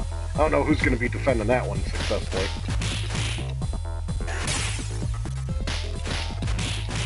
There we go. See, it's all about stepping just close enough. That's why I like, you just trigger the guys one at a time, get them out of the way, so then you're not so overwhelmed. And we got our buddy Barbone. Here's a present for you, Barbone. You can never forget a name like Barbone. Barbone's had it. See you later, Barbone. I guess I should have grabbed my turkey. There's just a turkey sitting there in an alley. It was in a trash can. It probably tastes great. I gotcha.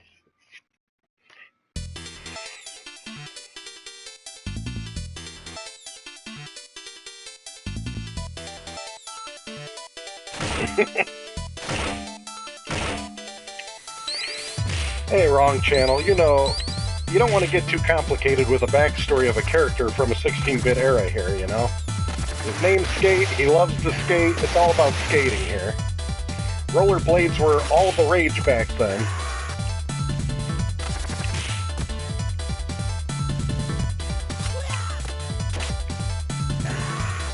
Yeah, it's good to know that the Wrong Channel is back and alive.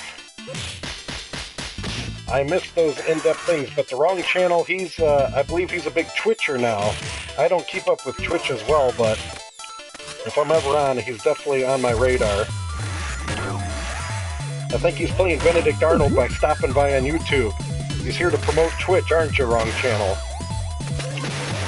Because they're paying everybody on Twitch to, bring everybody over from YouTube nowadays.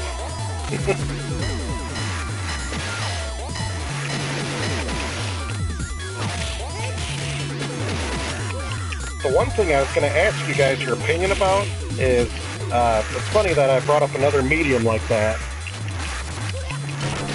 is, did any of you guys ever hear of, I think it's called Zither, Z-I-T-H-E-R, and it's some kind of new cable TV, all-access cable TV like show thing. I don't even know what to describe it as.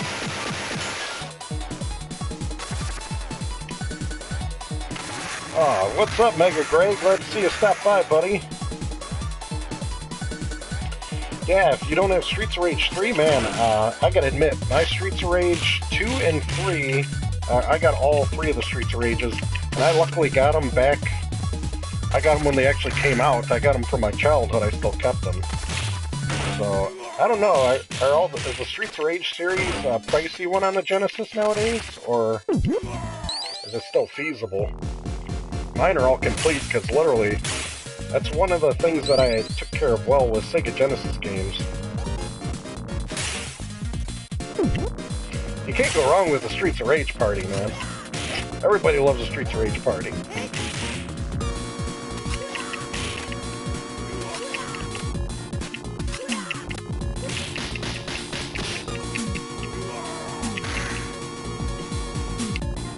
Done and done.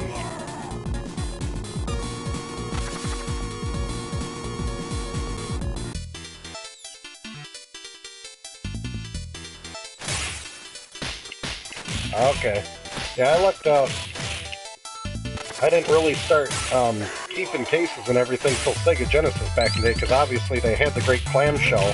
So even though I was a kid that literally got an NES game and chucked the box in the... What I did when I got an NES game as a kid, which I regret nowadays, is I literally ripped the box to shreds to get to the game like it's a Christmas present, for most cases. I don't have any existing original boxes. So those would get thrown out. I would take the manual, and I would shove the manual in the sleeve with the game, and then I would put it in my Nintendo, which I still have my old school, like those pleather game holders or whatever. So I'd have the manual shoved in the sleeve with the game, and then I'd jam it in the Nintendo holder. And that's what I did with every NES game. So I didn't keep anything vital. And when I think back, I mean, Dragon Warrior came with like a humongous, like manual and walkthrough and posters and stuff, and I was just a dumb kid. I either hung up those posters or I pitched them or something. I know. Yeah, the manuals I have are in pretty rough condition, obviously, because A, I utilized them, especially for the original Zelda. Because nobody can figure out that stuff. It's nuts.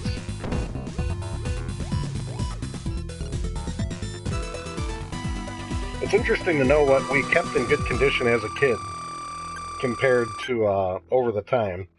Now, once I hit the Sega Genesis and I had the nice clamshell, what I did do, and I don't think it really hurts the value, is I would keep the manual in the game in the clamshell, but if it had any of, what are they, like registration cards, or, you know, like promo stuff, like promotional crap, all that stuff I would throw out the window. I mean, I'd pitch it and be like, no, I don't need that taking up space. And I think even if it came with posters, I was dumb enough, and I'm like, no, I don't want no posters in here, I just want the manual in the game.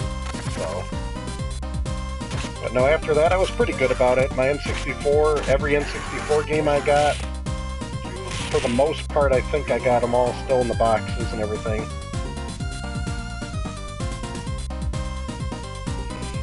And then, obviously, once you get into the PlayStation and GameCube and stuff like that, you know, that's when all the game creators were wisening up on how to distribute games and actually have a nice clamshell setup.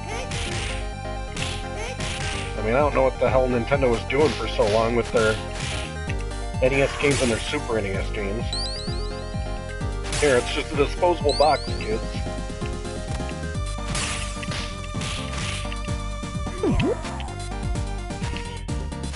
Yeah, I should be playing Bare Knuckle, not Streets of Rage.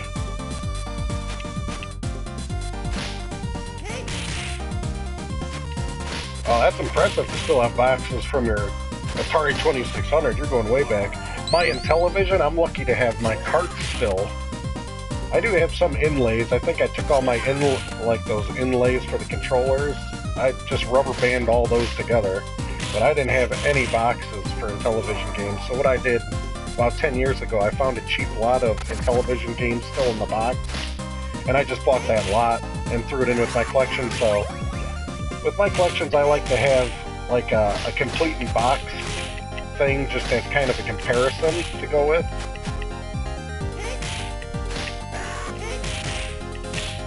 And then, you know, just have the rest of my games as is. But I will say, I'm really picky when it comes to Sega Genesis. Like a Sega Genesis game, I really kind of have to have that game, you know, complete in box. I don't really like buying a loose cart for a Sega Genesis game unless it's a really super rare game and the price is right, you know. I'm kind of spoiled that I want it that way because I always had them growing up, getting them that way and keeping them. But if it comes to NES and Super Nintendo, the box is just a bonus to me. I have no problem just having those card only. And CD games, oh, I'm pretty hell-bent on having those in complete in box if I can get them. And I'm not a big fan of having like a, you know, a CD box and getting them all out. Yeah, you know what, it's funny you mention that. I am really into getting some master games. Lately, I had some extra, I was kind of going through my collection and cleaning it out, and I had a bunch of like really old beat-up N64 games that were doubles and Game Boy games. I had a few of them, and they were decent titles. I had like Mario Land 2, I had Donkey Kong Land, and I had a bunch of sport games that were N64, just loose carts. And I went to the local shop that I usually feature on my field trips, the Disc Replay by me. I traded them all in, and I got myself a hell of a deal. I picked up a PS1 in like new condition with all the ports on the back. But the Sega Master System game that I got that I really wanted, I got a King's Quest complete in box for the Master System. I've been wanting that for a long time because I'm a big King's Quest fan. That was fun to have.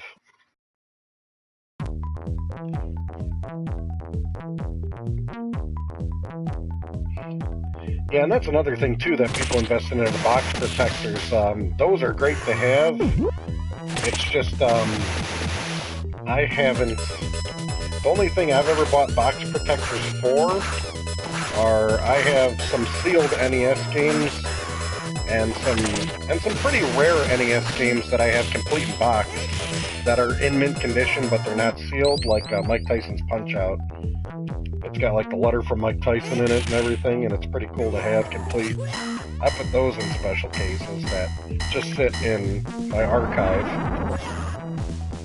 But you know what's a funny topic that I noticed has popped up a lot in the gaming community that nobody's been talking about is collection shaming. Apparently, a lot of YouTubers are getting a lot of hassle about their collection being shamed. And, you know, I think it's ridiculous. I mean, if you're happy with it, doesn't matter if your collection has 5 games or 5,000 games in my book. If you own physical copies of games that mean something to you, that's all that matters at the end of the day. That's really all a collection is. I mean, I will admit at one point in time, you know, when I was in college, I was kind of just buying games whether I'd play them or not. Yeah, Izzy knows what I'm talking about.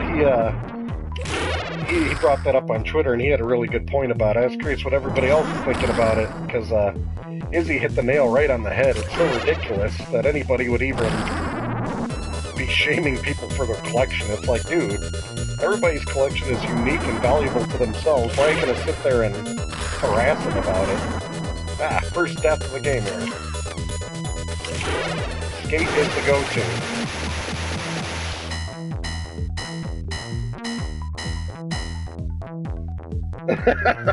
That's the way to do it. If you feel shame, you just better sell everything else and enhance that collection. I mean, really, when you think about it, I mean, this stuff, you can't take it with you when you die, so enjoy it while you got it. And for me, I have a few personal gaming goals with my collection. My gaming goals, or game collecting goals, is a full US NES collection, you know, cart only. If obviously I have boxes to a chunk of the games, but the boxes are just a bonus to me. And I'm about 38 games short of that.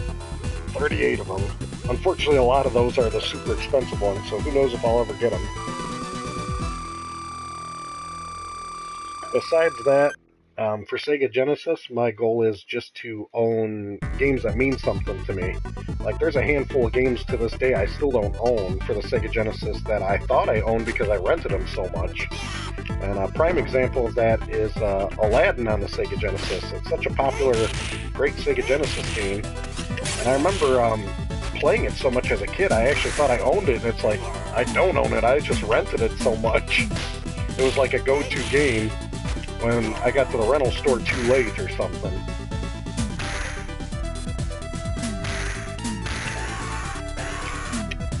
The obscure games are fun.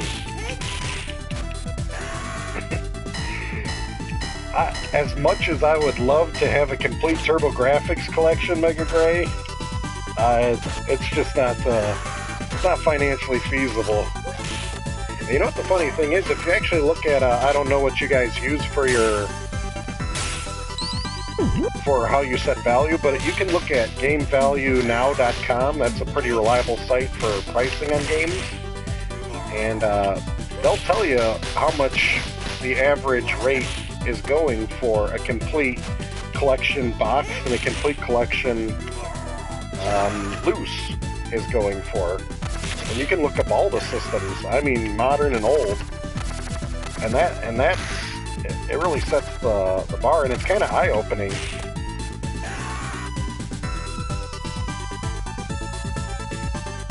Oh my gosh. I don't even know what that game is for the Saturn, but I will say my Saturn collection I left out on because I never could afford a Sega Saturn, and I didn't get one when it came out. And when I started, when eBay came out and I was in college, that's when I probably did my heaviest collecting, was while I was in college. I mean, people were spending money on booze all the time, and I'm not a heavy drinker, so all my booze money basically went to retro video games, and I just kept enhancing that collection. And we're talking like 2004.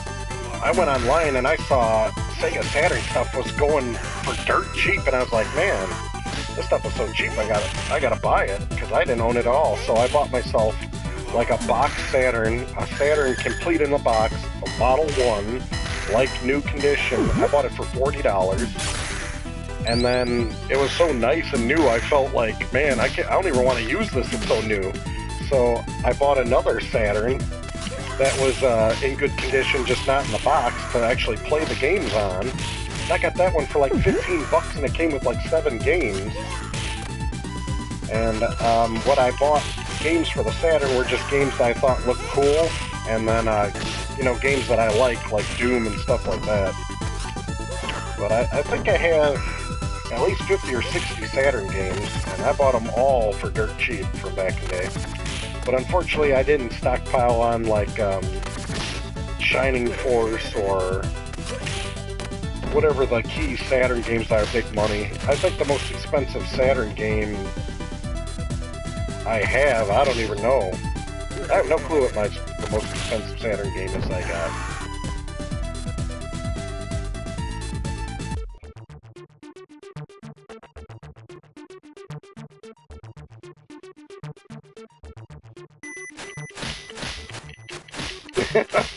Well, you got to prioritize with the booze money.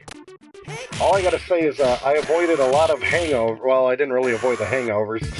You know, when I went to parties, people just thought I was cheap, and I'm like, no, I just, I don't have a lot of, I explained it very clearly in college to all my friends. I said, listen, some of my friends smoked cigarettes, some of my friends drank alcohol, some of my friends did both. And what I did is I said, those are all vices. That's good. That's great. You can enjoy those things. My vice was old video games, so just think of how much money you spent on all your booze and your cigarettes. You added it up every month and then just took that budget and dedicated to buying old video games. Well, all I gotta say is I'm pretty happy with how I ended up in the end, because I still have all the stuff that I bought from back then, and if I really need to liquidate it for whatever reason, that's way more of an investment, because I don't think your cigarettes and booze are paying off much for them now. I mean, we're all human beings. We all have, I call them, vices. Something that you like to spend money on or to invest in that makes you happy. And, old video games still have that charm to me, even to this day. Granted, I couldn't tell you the last time I really bought an old video game, because nowadays I can't afford to spend money on old games like that. So what I do now is I worked out with my family, because, I gotta support a family. I can't be spending the money on the gaming.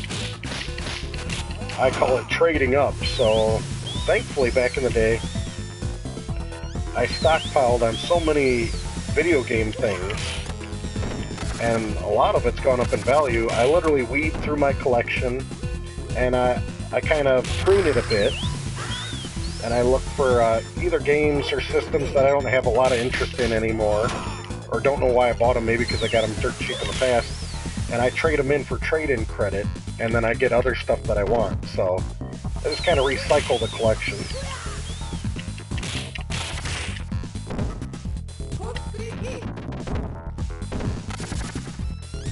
Everybody likes talking about that third Rocket Knight game. I saw a video of that third Rocket Knight game, but I've never played it. It looked terrible, though. It looked awful, that third Rocket Knight game.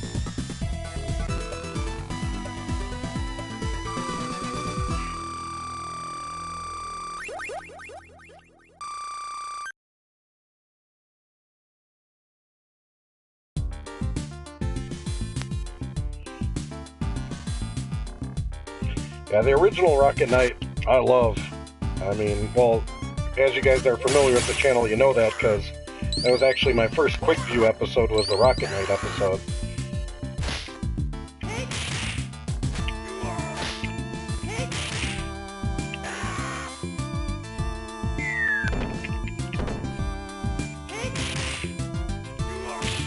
Yeah, Rocket Knight, you can't go wrong. That game is just fun to pick up and play at all times. You know what game that I regret I didn't buy back in the day, that I still want today, that really irks me, is the Castlevania Bloodlines on the Sega Genesis. I remember back in the day the game was like $25, and that's back in the day when you could buy a complete Sega Genesis game for like $5, $10 tops. And I just never had the nerve to buy it for like $25, $30 complete. And to this day, I think, Castlevania Bloodlines goes for like over $100 now, even for the Sega Genesis. It's crazy. But once again, that's like a game that means something to me. Like, I'm a big fan of the Castlevania series, so I like to, get a lot of the games that I can from the series. And to this day, I unfortunately do not own a legitimate,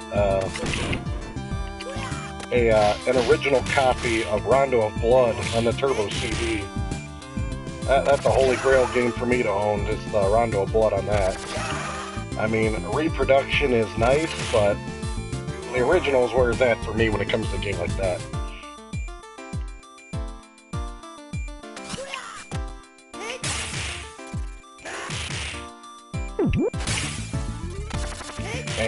And Skate's just awesome. His speed, his moves, he just flows for me, man. No complaints when it comes to him. He is such a great go-to. But I will say, as much as I like Skate, he did not work out well for me at all in Streets of Rage 3. I don't know what it is about Skate, but in Streets of Rage 3, he was just too weak for me. I mean, I know he's the weakest character in Streets of Rage 2 here, but in Streets of Rage 3, he just was so weak. And his speed just didn't seem to matter as much because you could still double click and get a good run. $65 loose. There you go. Well, that's the problem. I mean, Bloodlines that's nuts for a loose Sega game. $65. Madness. That's where we're at now. $65 for a loose Sega game. No, so I'm guessing complete is at least $100, so I'm guessing I'm pretty accurate on that.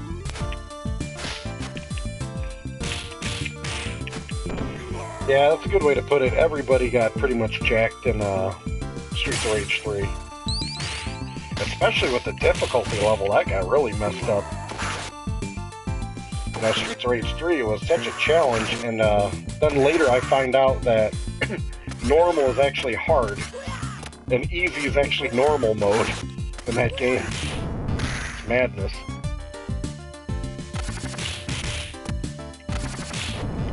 That makes me feel a little bit better, because I remember playing back in the day with friends, and I'm like, man, this is normal, and this game is really a damn pain in the ass. What's that all about?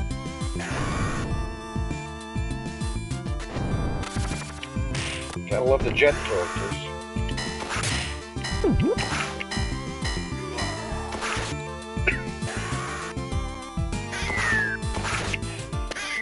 Oh, really? Castlevania Legends? I do not have that one. I don't have any of the Castlevanias on any of the mobile systems, none of them. The only Castlevanias I have is all the NES ones. Then I got Super Castlevania 4. I don't have Dracula X on the Super Nintendo. How much is Dracula X going for nowadays? That's a good question. That damn game. I have Rondo of Blood, but it's a reproduction. I don't have the actual game. That's my goal to get.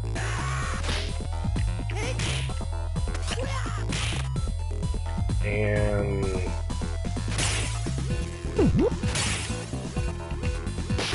oh, good old R-Bear.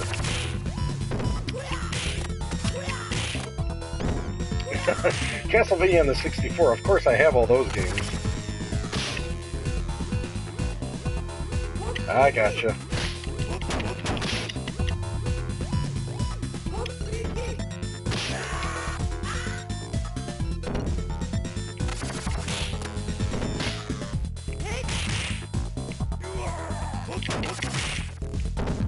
I'm guessing these guys are just going to keep coming back, so focus on the boss.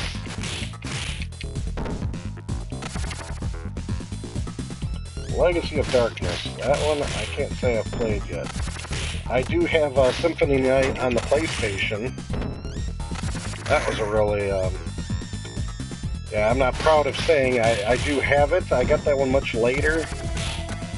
And I got the Black Label, the original PlayStation copy, which is kind of funny. I'm noticing on the PlayStation, the original PlayStation, the value of games is kind of funny. If you got a greatest hits one with like the green label, it's about 30% cheaper than getting the original Black Label.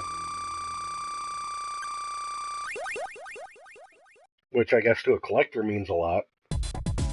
But to me it's like, damn, if the game works, let's pop it in. But I do get it. If it was a game that was super important to me, like say Doom on the PlayStation, I would like the Black Label version of Doom on that one.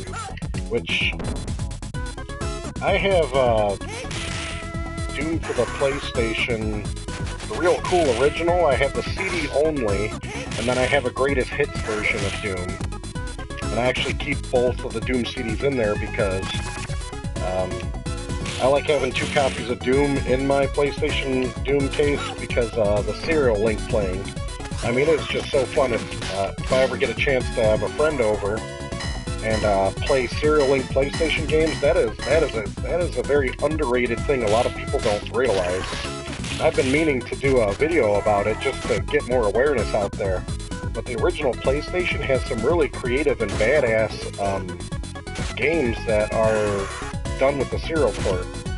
Hands down, the best one to play if you ever get the, you ever get the nerve to get two television sets, 2 PlayStation 1s, and the serial link cable. I don't think the serial link cable is that expensive.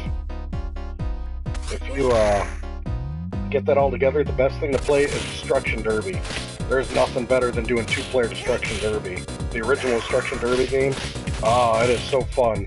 All the things you can do anything in that game, multiplayer, and they're just the other car, and you both have your own screen, so you can team up, you can be against each other, and there's really no other experience I can compare to this day and age that is as good as the original Destruction Derby on the PlayStation. I mean, there's a reason I did a labor of love video on the Destruction Derby series because I really enjoyed it a whole lot, and as much as I enjoyed some of the sequels, nothing will ever touch the original Destruction Derby on the PlayStation. That game is just, to this day, it's still just as fun as the day I got it. But besides that obvious pick, Doom is a great one because the PlayStation Doom is unique in its own way. So doing that, you can do deathmatch, which is okay. I was more in a co-op on the PlayStation Doom, but one-on-one deathmatch is available, which is still cool. The thing that I didn't like about the only gripe about the PlayStation Doom is if you play Doom deathmatch on the computer and you go into co-op or you go into deathmatch, every Doom character, is a different color. Like the original Doom guy is in, I believe it's called Indigo, the green one. He's in the color green.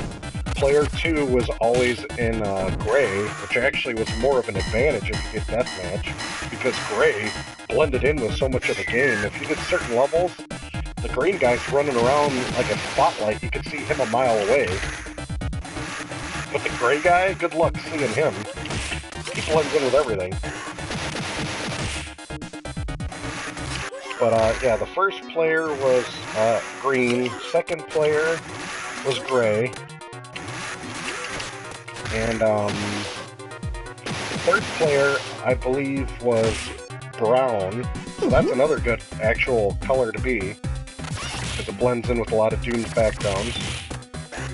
And the fourth player, which I never played Doom much with 4 players, I believe they were red, which is still another decent color to be. So it's almost like the first player was at a complete disadvantage for visibility's sake in deathmatch. But then you can think of it in a different light. In co-op, you want to be seen because you don't want to. I mean, there's no friendly fire in Doom that I know of. I don't think Doom supports friendly fire. If you get hit, you get hit. So this guy again. Well, they spice him up by adding the jet guy with him. That's nice.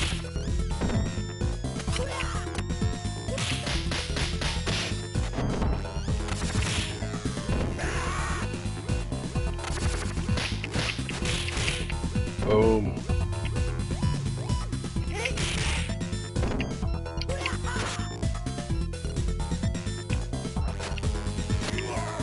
Nice.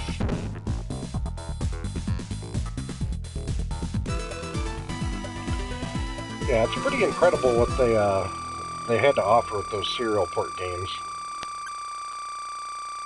Yeah, I did see the trailer for Eternal Doom, and I don't know, it's cool. Don't get me wrong, I like the new Doom. I haven't covered it on my channel much because I'm more retro than I am modern, but I have been meaning to it's been on my list to stream actually, the new Doom, stream it and kind of go through it a little bit more thoroughly than I did when I had like the beta access and that. Doom Eternal, I mean, I see some improvements and stuff, but I think it's just kind of a cliche that they just like giving games another title. They add a little bit more. It's like a DLC add-on. It looks like to me. It's not like something that really needs the title of having a different game to it. I don't understand why they got to get a different title, other than for marketing reasons.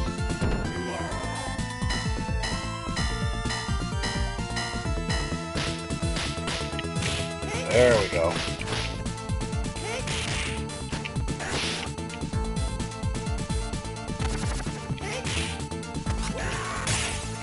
Yeah, it is nice that they did expand the world of Doom, though. The Earth levels definitely help. That's actually one of the things I really enjoyed about Doom 2, because it's hell on Earth. And, you know, going through Earth levels that are infested with demons was a little bit more interesting, to me at least, because it got a little stale always being... What's the word I'm looking for? Always being in space stations or hell, you know, that was your whole variety, but adding that whole nother layer, like you said, fighting on Earth is pretty cool.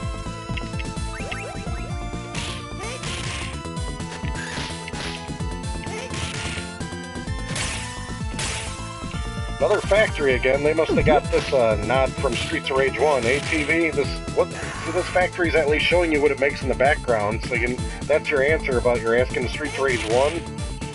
See, it looks like it's a machine shop making parts for, I don't know what that is, parts for machinery. Can't really say a car.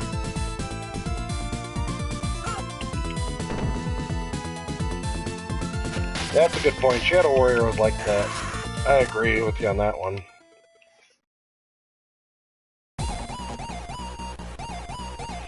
And the stable elevator level that you all need in every beat 'em up.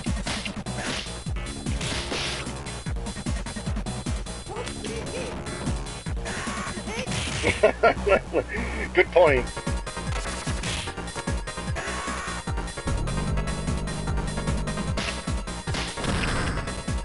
This music is just such a great revisit of the olden days. They really knew how to do music for games back then.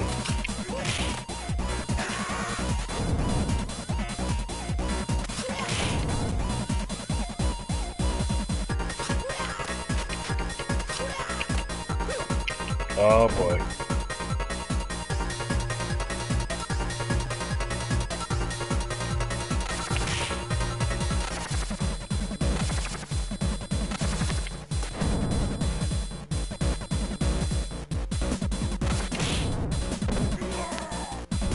Well, Griffiths is out of here. That's the other thing I like about Streets of Rage 2. It's more personable.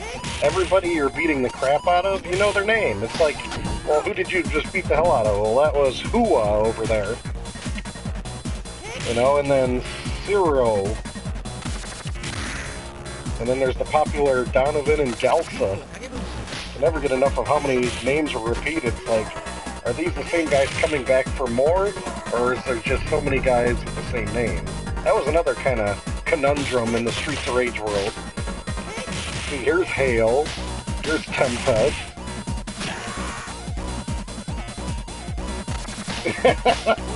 Well said, TV. Violent Cheers is exactly what I was thinking. It just has more of a charm when you know the name of somebody you're kicking the crap out of. It means more. See, I just kicked Gale in the nuts and he fell down. So when people ask me what's going on, I'll be like, well, I just beat up Gale.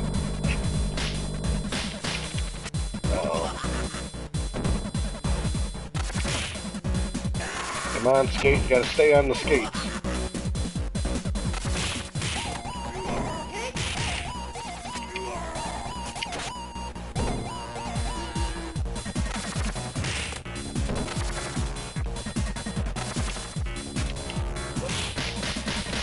Yuzo, that man is just one of the best artists for the audio.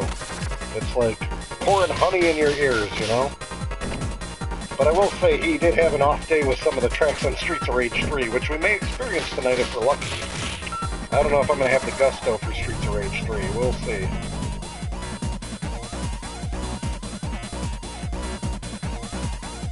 Oh, it's something else.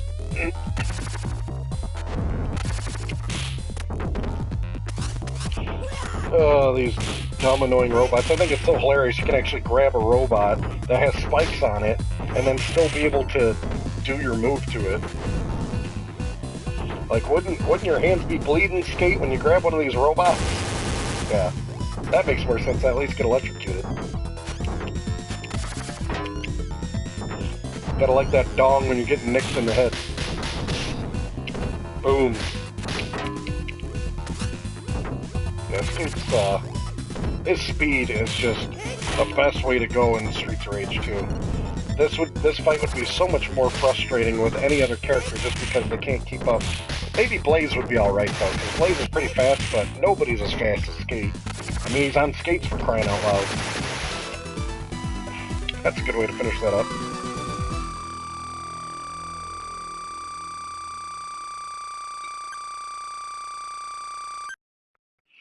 Yeah, even if Yuzo does do Streets of Rage 4, it probably wouldn't fit the same feel, you know? But who knows? Can always be optimistic. Just take out these robots and there they are again. Oxygen. Let's name a robot Oxygen. He has no need for oxygen because he's a robot, but we're gonna name him Oxygen. Is that the irony of it all?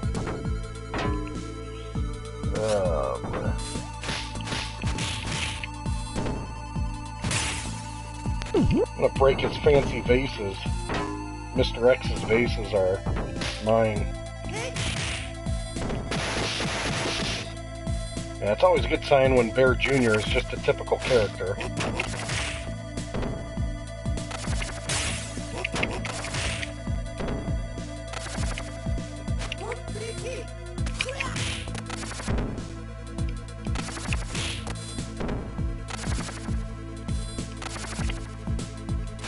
There we go. It's all about the timing with this yo-yo. Time it right and you're in good shape with this guy. Oh, didn't time that right. Well, I can already compliment with not having to rewind Streets of Rage 2. This is why I'm more of a fan. And I wouldn't say Streets of Rage 2 is easier than the original Streets of Rage. I just feel that the design is more fitting, that's all. Because as you guys saw, Streets of Rage 1, at least in single player mode, just seems horribly unbalanced.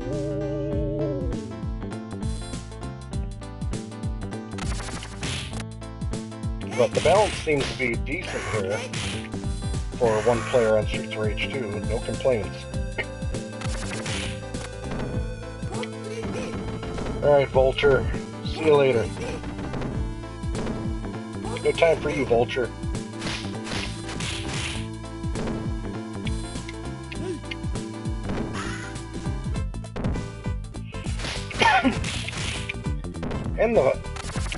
And I gotta say, the variety in Streets of Rage 2 really helps. Like I said, the whole moveset, having all these extra moves, the flow is just really a good feel on this one in comparison with the others.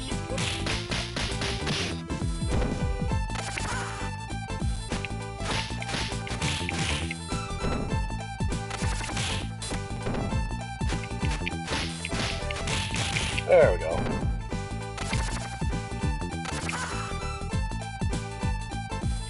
Gotta love all the palette swaps on the enemies, but they gotta give you some variety, right?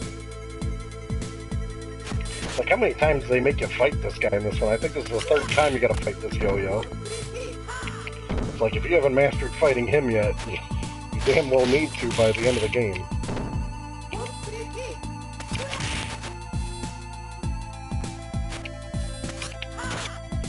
Nice.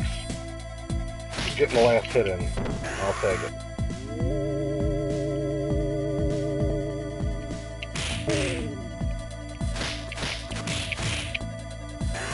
See you later, Galsa. Galsa and friends. Yeah, we got room for this guy.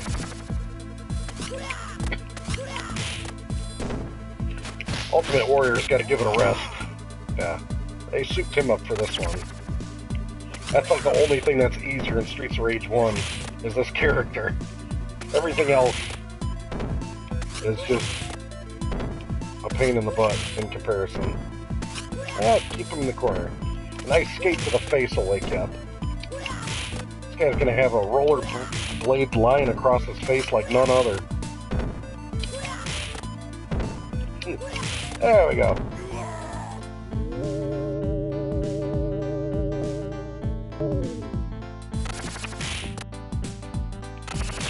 Yeah, it is a better mix. The way they did it with the boss rush, it was like such a stale boss rush in the original Streets of Rage at the end. And this, they kind of mix it up. It's like fight some regular guys, mix them in there. Here's some more bosses. Uh-oh. And Shiva here. Ain't no picnic to fight, but that's what my super's for.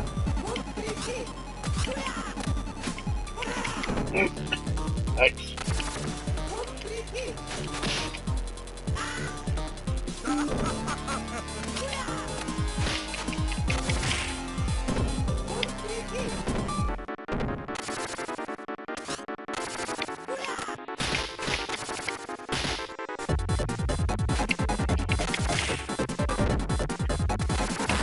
Oh, this kick can just put it down. That's what I'm talking about. And there's the man of the hour.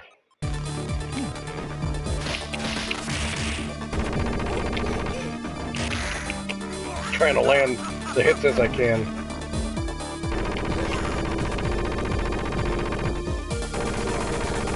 I like how Mr. X doesn't care and he shoots his own guys.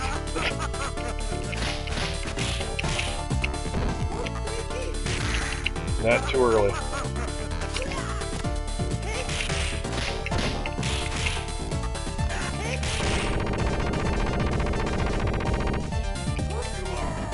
Worry about shooting your own guys, Mr. X. Don't worry about me.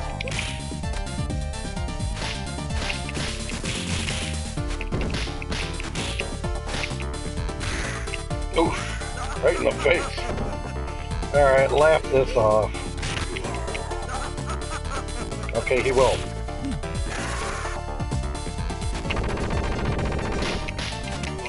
There you go.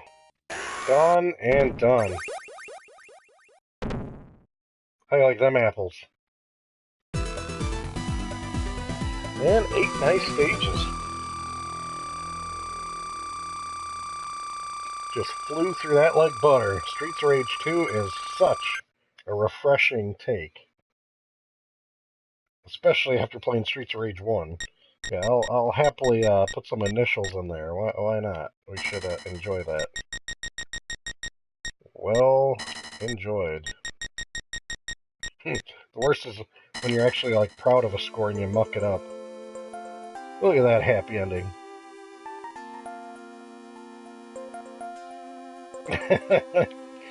Yeah, I don't know if Streets of Rage 2 completion is Disney World material. Acting like I did a no-death run on Ghosts and Goblins or something. Well, that explains where he was at. You're saving him. Yeah, it's a shame Adam they didn't bring back in Streets of Rage 3. Streets of Rage 3 I think would have been cooler if it had an even bigger roster. The more the merrier. I guess Adam's tributes were a little bit too similar to Axel's, so that's probably why they couldn't do that.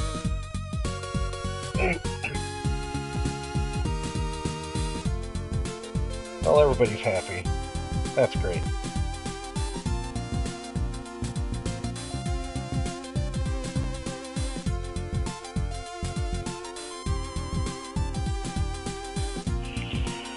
Well, I don't know, how long could Streets of Rage 3 be? I got about another hour in me. I think I'll take a college try at Streets of Rage 3. We might as well make it the Streets of Rage Trilogy stream. Just get them all knocked out, right? That's the way to do it. Because if we had that kind of gusto, I think we have some good odds. Good thing I started early. Ah, good point. So Adam was the boxer for it. That makes sense. He had more power, and Axel's just kicking in the junk with his streetwise knowledge.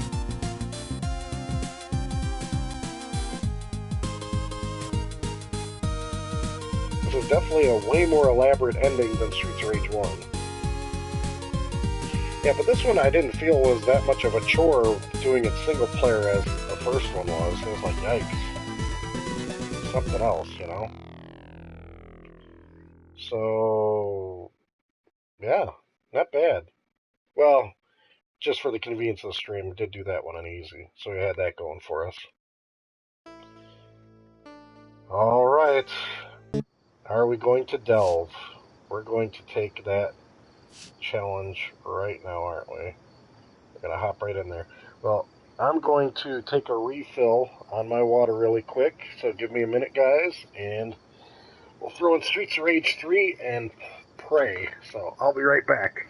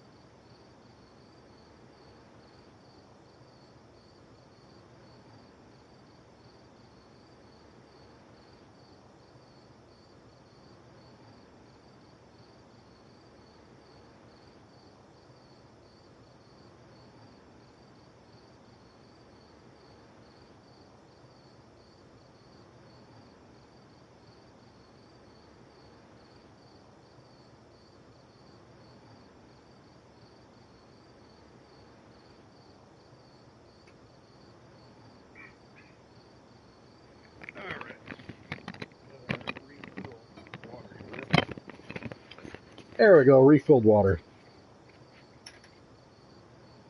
What do I miss out on here, guys? Oh, well, we had a very thoughtful person dropping by. I'm sure Ryu can handle him. So, Streets of Rage 3 is what we're jumping into. Let's try to keep it alive here. Give me my full screen fun. Gonna need the liquids to get through this one, guys.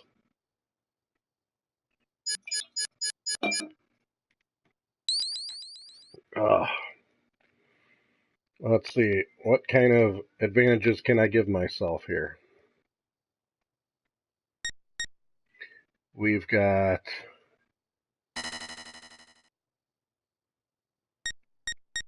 lives only bumping up to 3. Definitely going down to easy. Too bad there's not a very easy. And exit it up.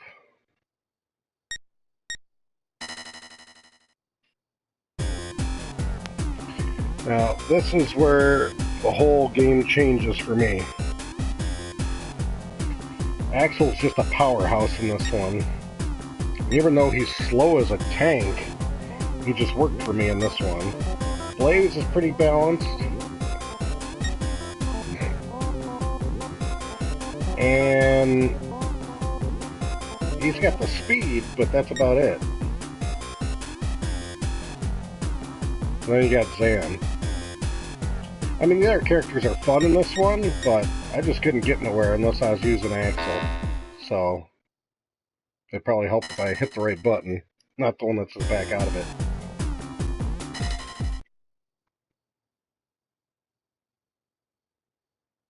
Now, the crazy part is, easy on this one is just normal.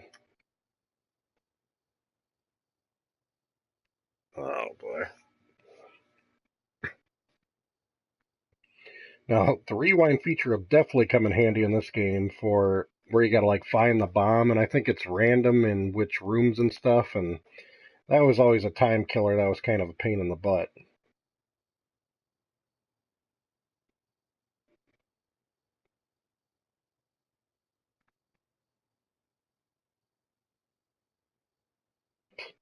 Zan was kind of cool though. I mean, that cyborg, he had a good pick. Usually when I picked Axel, a lot of the second players usually went for Zan.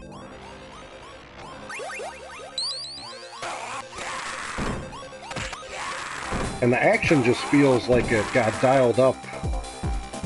Like the action and speed got dialed up a whole nother notch in Streets of Rage 3.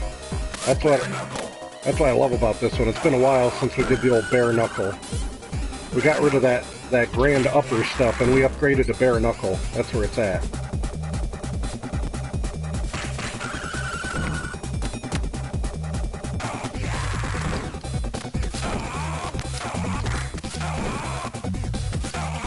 Really? I didn't know that one.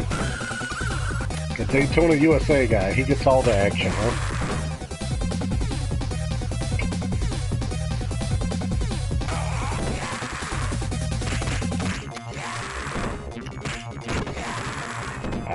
Yeah, Axel is the go-to, definitely, for me in this game.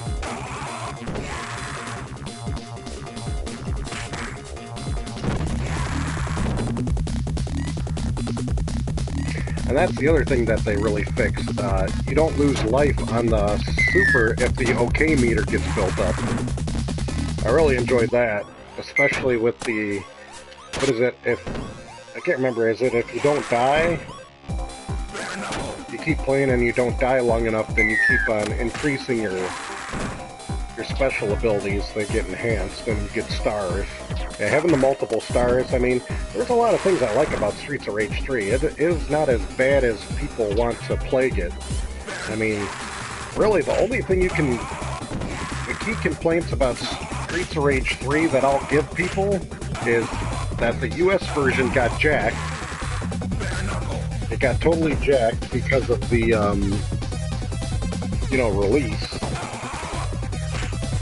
of the difficulty being wrong. That's one big mistake, which is kind of compensated for. And it did get some censorship, I believe, in this one over the Japanese version. But besides that, and then, some of the music is kind of subpar compared to the previous series. That's about it. I think the gameplay is actually an improvement from Streets of Rage 2. I would take the Streets of Rage 3 gameplay over Streets of Rage 2 any day.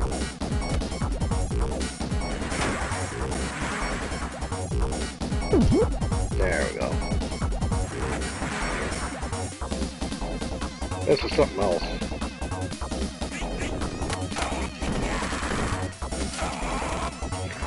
Yeah,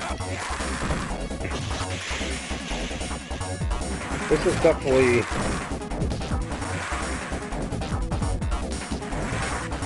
a lot easier to control with the speed compared to predecessors.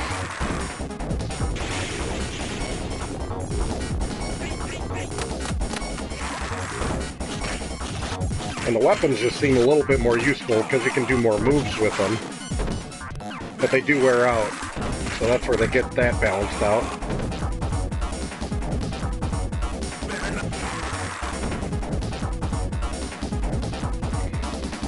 Yeah, Ryu, feel free to show one of our guests the door if you'd like. You have the authority to do that. I don't know if you know how to do that option.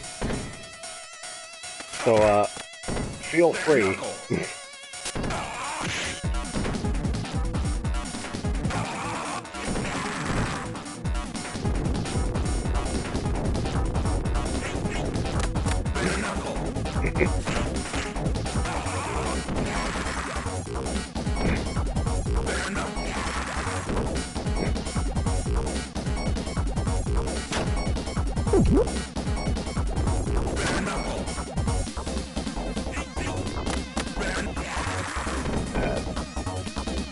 I gotta say, the gameplay and the feel of Streets of Rage 3, man, it's just way more dialed in. It's kind of, this is the first time.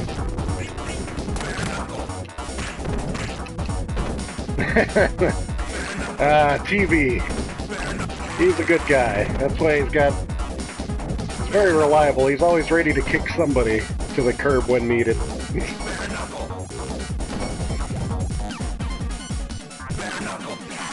Alright, thanks for the policing, guys. I appreciate it. I figured it would be handy to have people with that ability, because the way I'm playing on a PlayStation, there's nothing I can do about it. It's not like I have any authority to do anything on the PlayStation. So I'm like, yeah, that's what made me think, and I thought of you guys, because you guys are usually always good regulars to BS with, so worked out well. I love this part of the level, because every time you shake the ground, that cat comes out of the trash can like I woke him up from his nap, because you always like disturbing cats. I mean, the graphics are just phenomenal in this one. They really did dial it up from Streets of Rage 2 on the graphics also. And I always like this option. They have a dedicated button to do a quick, just smack move. That is one good point, TV. The conservatively dressed women, they changed their... But there are the dancer women. I think those got some kind of looks to them. But no, I don't think... You don't have the option to play the Japanese version on this Genesis collection, do you? I doubt they'd allow you to do that, because I did notice that that's completely different on the characters, too.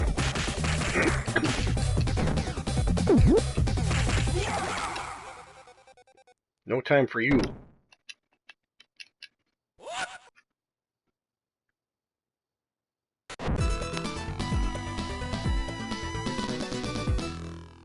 Yeah, Shiva got upgraded from mid-boss to regular.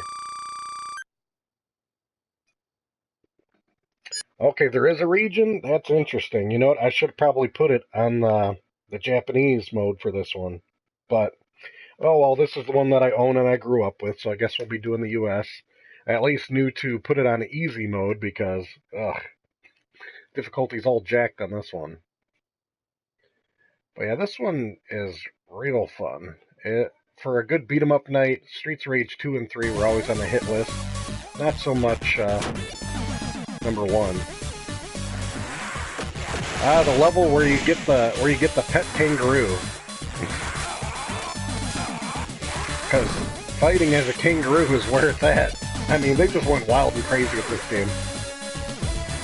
See, there's some cool tunes like this level's music. I always enjoyed this level's music, and the music from the first couple levels. It's just that some of the later levels, like the minecart level, and there's another one, it's just got some wonky music.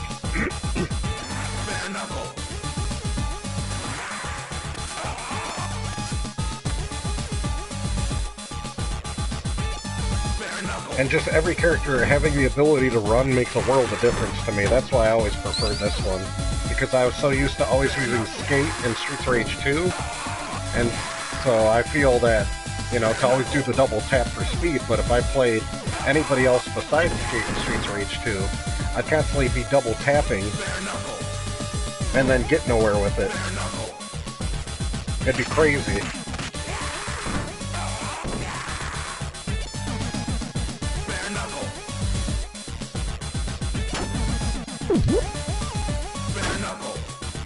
There we go.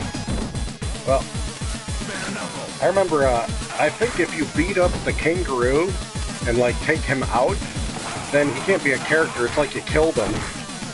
But if you kill the clown, and then the kangaroo, you, like, free the kangaroo from the clown, Bruce, the clown Bruce, then you can play as him, I believe. I think that's how it works. So I'm going to try not to beat up on the kangaroo as much. Just take the clown. You're going to die, clown. I mean, Bruce. There we go. See? Kangaroo can run away. I saved him. PETA should be happy. There we go. Yeah, you know what? You're right. That's funny. These women have nylons on and stuff. And the Japanese version, that would be a whole lot of skin. They are all conservatively dressed. I always thought this was so hilarious, this level. This is one of my, this is one of the most memorable levels in the game for me, just because I thought it was just so ridiculous. You see all these people rocking out and having a blast dancing, and you're just casually walking through this dance club and beating the crap out of all these people, and everybody's like, yeah, just keep dancing.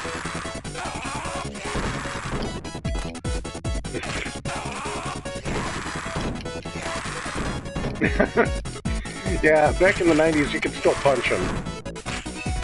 Remember, the final fight threw that out. They wouldn't let that happen. Streets of Rage is like, we don't care, it's fine. They attacked you.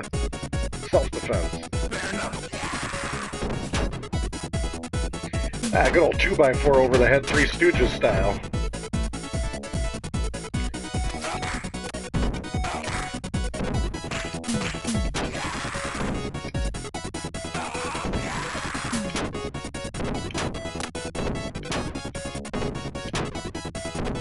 This plank ain't gonna last much longer. Break it over somebody's head. There we go. There's a knife for you and a knife for you.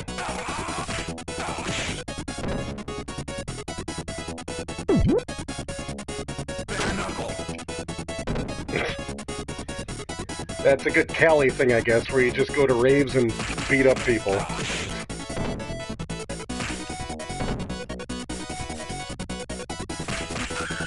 All I know is if I saw this going down at a dance party, I think I'd be on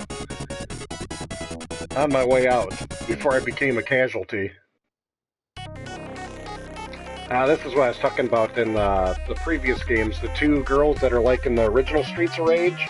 And I said a shark bar because I remember that shark in the background there. These two I struggled with. Hopefully they're not as bad as the ones in the original Streets of Rage. I don't think they are because you at least have your specialty option if you can land it.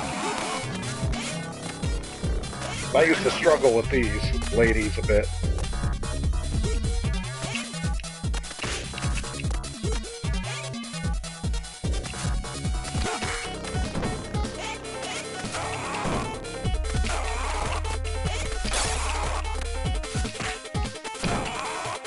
Yep.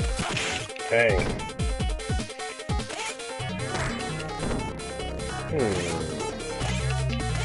You know, it's funny, with these two, you really want to separate them. Oh, you can't do the throw move because they land on their feet, dang it. So you're not landing that.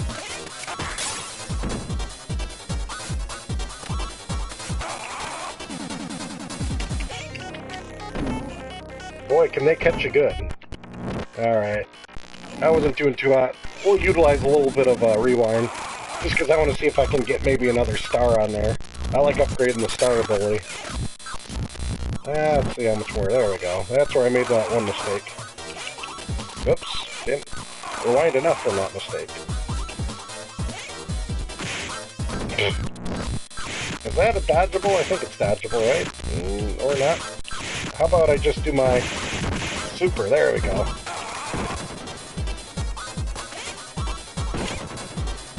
Yeah. I still have a good amount of health on them. Dang, both of them, definitely.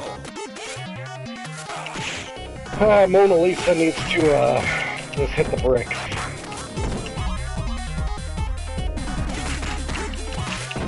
Yeah, the women are a deadly combo in this, as like I said, TV. Whenever there's a woman boss in Streets of Rage, count me out. I'm not interested.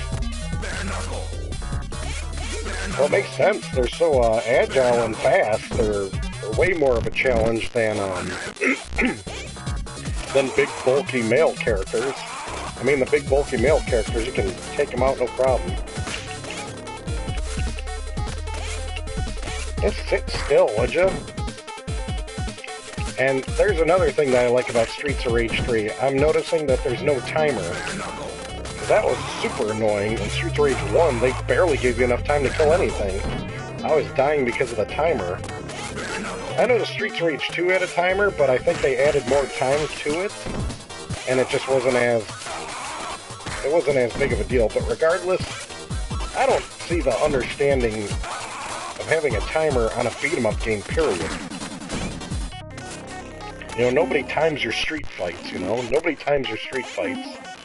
Alright, I guess I should be going lower, not higher. So, that's the problem with that. No timing on the street fights. Now, if there's like a specific level that has to be timed, which I think there is in this game because you got a bomb to defuse or something, that's fine. You have a specific level. Ugh. Alright. I can't hold on to that star anymore. Let's kill these women. There we go. They know how to tag team. There you go. Well, Mona was no match, but Lisa's got some spunk to her still. Not so tough without your little partner, huh? That's awesome. Yeah, timers, I'm just not a fan of timers on almost any game. I'm trying to think of a situation where a timer's acceptable on a game. I mean, I'm sure there is. That kind of sounds wonky.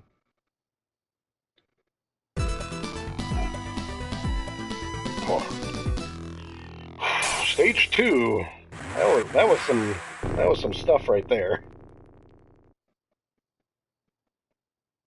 Oh man, don't even remind me of Splatterhouse 3. That game is one hell of a challenge. That one I don't think I've ever beaten Splatterhouse 3. I've beaten 1 and I've beaten 2. Not beaten 3. Yeah, I don't think I ever beat... If I ever did beat Splatterhouse 3, it wasn't legitimately. I think the Game Genie would help me. Splatterhouse 3, you gotta have that, like, mapped out, and you gotta have a game plan. Whew, if I was ever to delve into that one, that'd have to be a game night or something, because I'm sharing the burden of that one. No way I'm doing that one solo.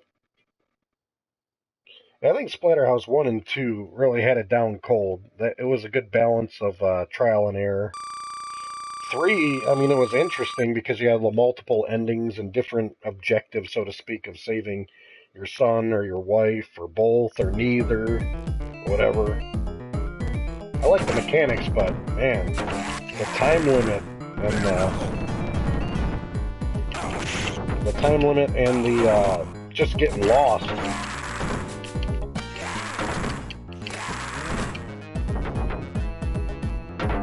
I forgot. That's what you're supposed to be doing, hitting cans on.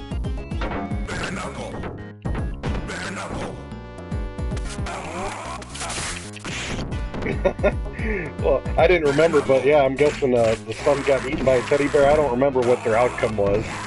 A parasite and a teddy bear, that's interesting. That's what you're saving them from. Here's a bomb. There you go, here's a guy.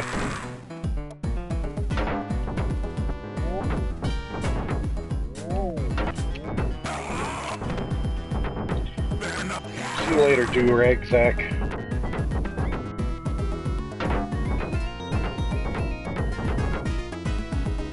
Yeah, I almost just like to avoid all this so I don't fall off the screen.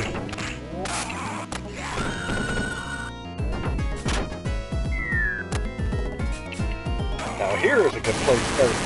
Ah, that was cheap. Oh, mulligan that one. There you go. You know what? This guy's out of here.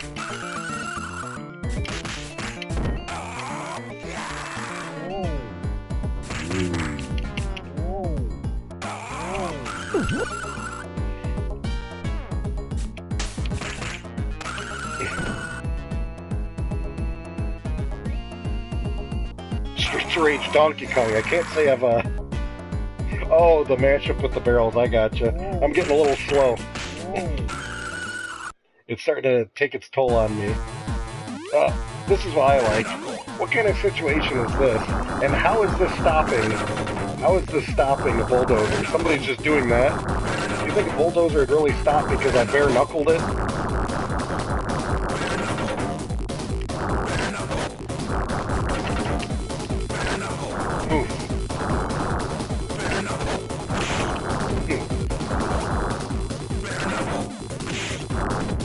Byron hit it. What is this madness? I'm like hitting it, and it's still not counting. What kind of hit do you have to land on this? There we go. Yikes.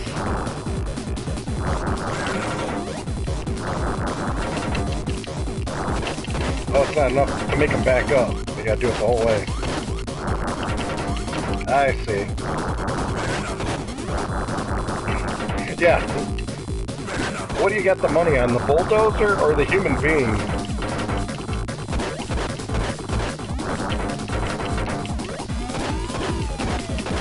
I don't know many games that share this same situation. This situation is so ridiculous.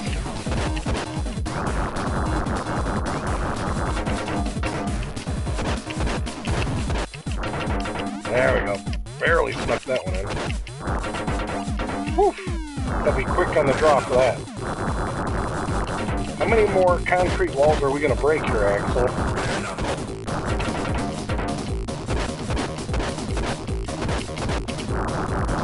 Boom! I like them apples. Donkey Kong'd his ass.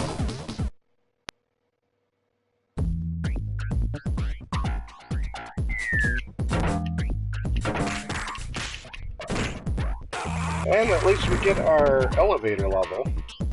Seems a little quick for an elevator level, but it works.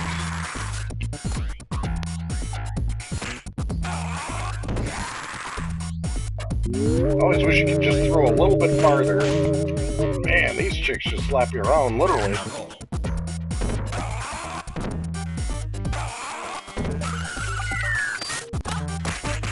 Yikes.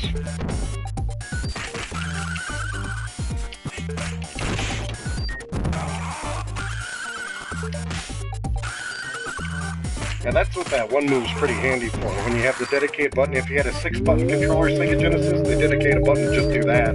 It's just a quick way to knock a guy out and get him out of your way. At least they mapped it on the PlayStation controller well.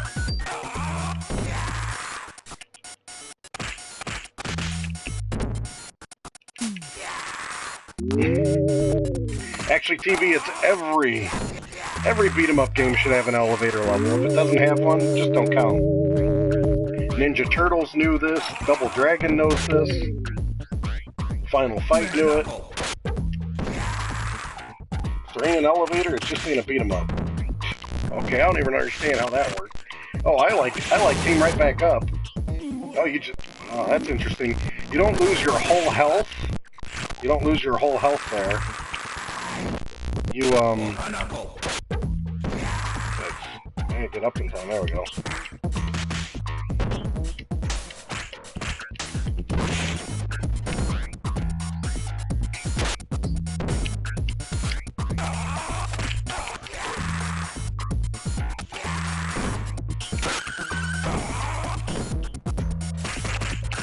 There we go. Bare knuckle. Done and done.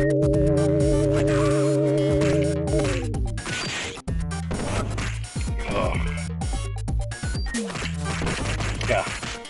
Streets of Rage elevator is usually pretty crowded.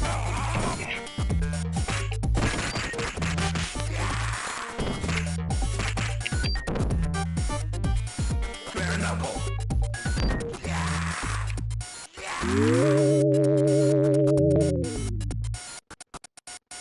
I get to keep this pipe with me?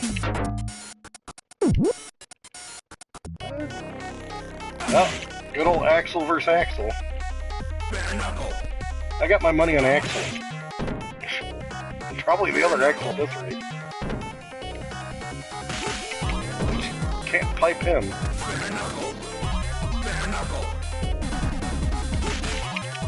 How come this Axel's so much faster than me? I guess because he's a robot.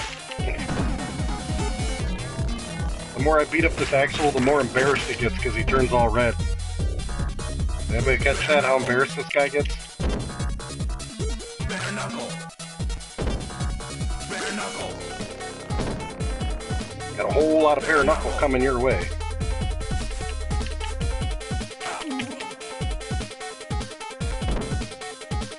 Bare knuckle.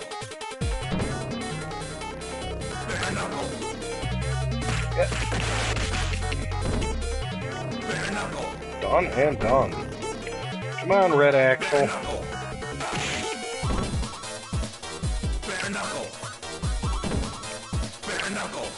What did Axel say to Axel? Bare knuckle.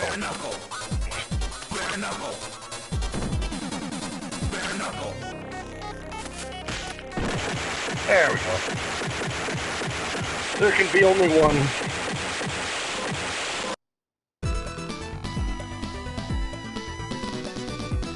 Whew.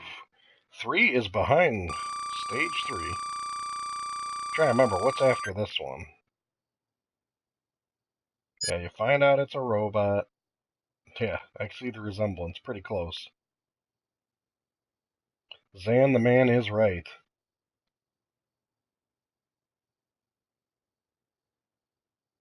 That's the other thing that's kind of funky about this one. Why'd they screw with the colors on the US version of the outfits with Axel with the gold and black and Skate with like blue and red?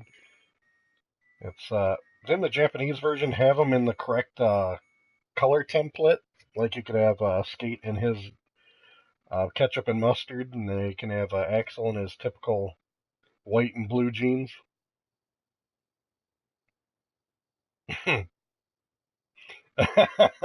Good one, Izzy. Yeah, Snatcher. We just took out one of those damn Snatchers. You know, it's funny, there's a copy of Snatcher at the local, at the disc replay by me for sale now. I think it's listed for, $400. It's complete in the box. I'm like, man, that game is just, that would have been quite the investment if I was smart enough to pick up on it. Oh man, I'm never paying attention to the railroad here. Yeah, this is the level where the music kind of takes a little bit of a dive. I mean, it's not bad, but it's starting to get a little subpar. There's a lot worse in the game, though.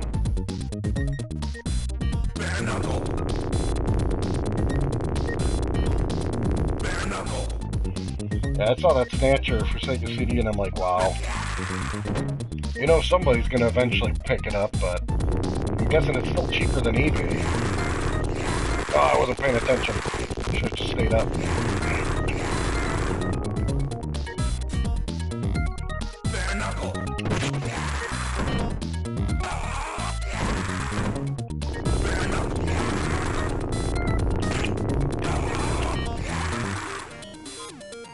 Done and done. I was hoping they'd all line up for the abuse. Uh-oh. That's it. Get out of there quick. There we go. Yoink! We'll just see that again.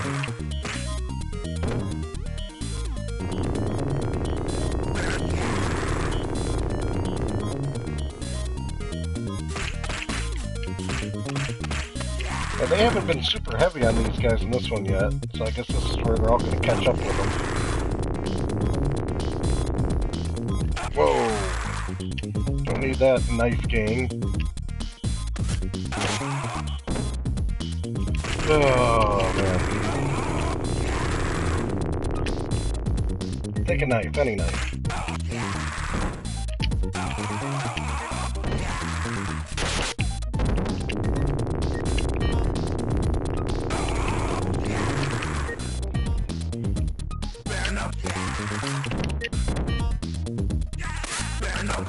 Wow, it's up to 356. You know, that's a good question. I never got to asking you guys. So what is like a holy grail game that you guys just don't have the nerve to pay top dollar for, that you guys want the most? Your top one. Top one.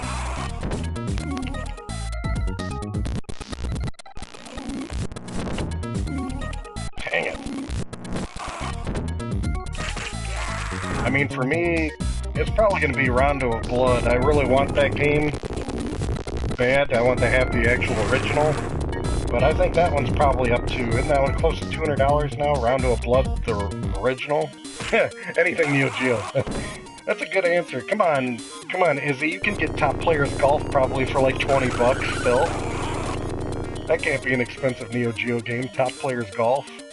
I remember that being one of the early games I bought for my MVS, just because it was so cheap and it's just braggable to have another Neo Geo game in my collection. So I'm like, yeah, I'll take Top Players Golf. Bare knuckle. Bare knuckle.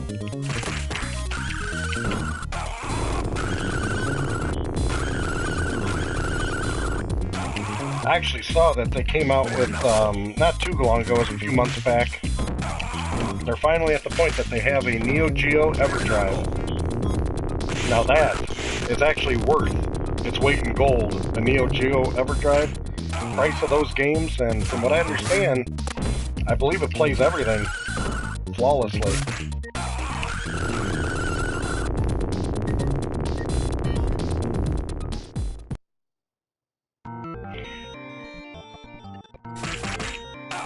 Really? 600 bones, that's crazy. That's where you gotta hide, over here.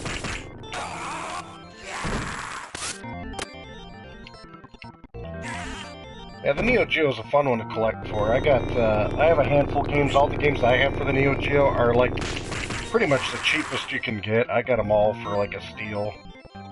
I got like, you know, like one of the real bout games. I think I have like a, what's another one that's popular I got? Oh, crud, I gotta get out of the way. There we go. Oh, I missed it. Need that turkey quick. But it's King of Monsters, I believe I got for Neo Geo. That one wasn't bad. I picked up that one. I got Super Spy. That's another one that's pretty cheap, Super Spy. I'll never forget when I streamed that one. Super Spy was nuts. That was a long stream, man. Bare knuckle. I was not expecting that game to be as long as it was. It was punishing.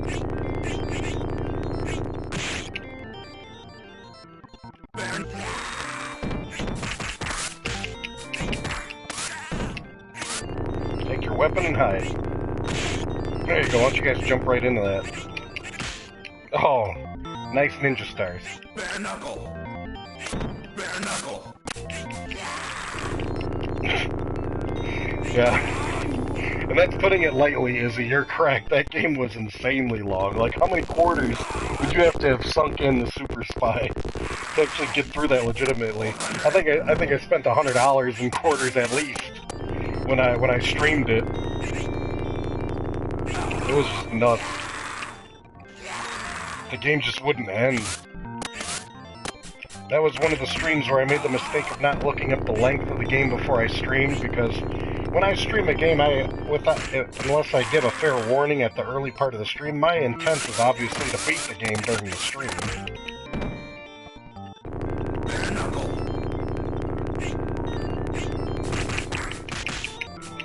But, yeah, I committed to that one, and I remember just sitting that long straight just to finish that monotonous ass game. That game's monotony is, like, painful. And the worst part is, it's got, like, cool graphics, and it looks, I don't know how to put it, Super Spy looks way cooler than it is. I mean, if you look at the graphics or you watch somebody else play, you're like, man, this looks cool. It looks like, you know, first-person perspective. It's like you're playing Doom or something. And it's like, no. As tedious as it gets.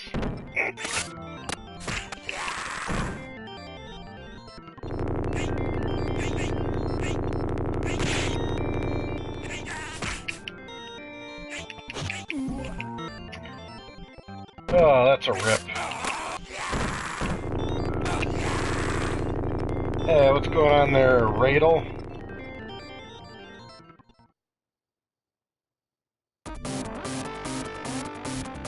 Oh, Cross Swords. I actually really enjoyed Cross Swords. But Cross Swords 2 is way better. Alright. A little quiz for you guys. I'm sure you guys know. What song is being played backwards that is the music for this boss? What song is it? Who knows the song that's being played backwards? Yikes.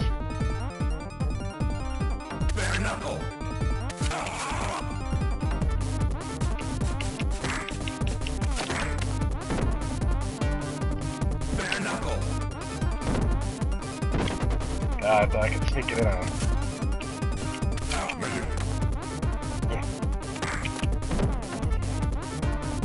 Bare knuckle.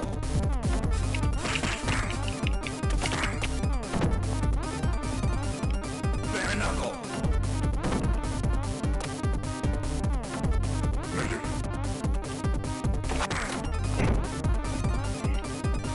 Well, Izzy, you are almost accurate. It is actually Shinobi played backwards.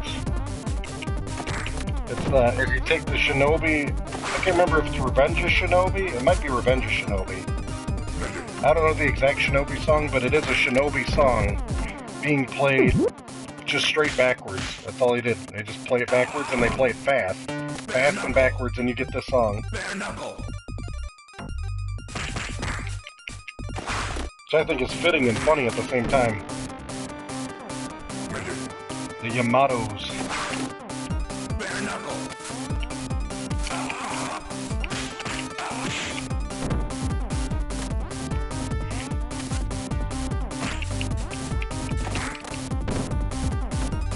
Bare knuckle.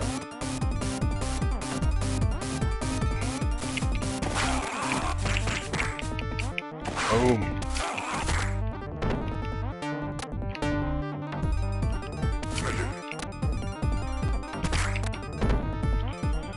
Madness. Bare knuckle. Bare knuckle. Ugh, that was just one of them. Bare knuckle.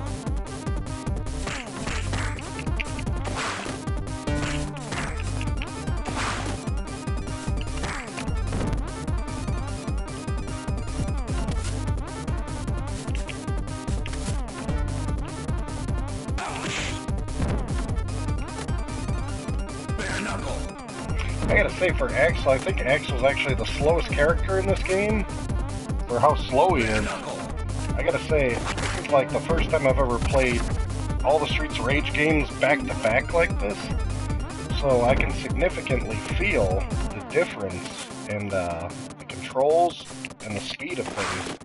And I gotta say, they really got 3 down cold, because even though that Axel is, you know, quote-unquote, a slow character in the game, because he's got so much strength to him, he, I mean, he's not gonna get owned by these ninjas. He's like broken slow. That's the term, broken slow. They don't make any of the characters broken slow. Like, I feel Axel's broken slow against the ninja women in the original Streets of Rage. You're screwed. And in Streets of Rage, when you're slower, it's more of a convenience factor or a preference. It's not a requirement. Yeah, if I ever went back to the original Streets of Rage, I think I'd play as a Blaze, because I think she's the fastest. Just stick with her.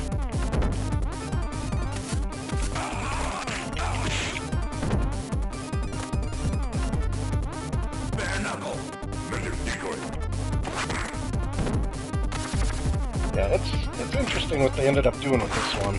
Really interesting.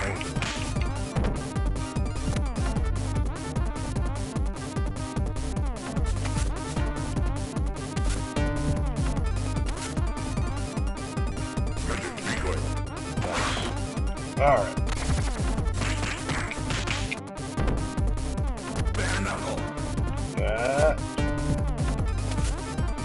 Damn ninjas, they're so quick. Who would have thought? Fast ninjas.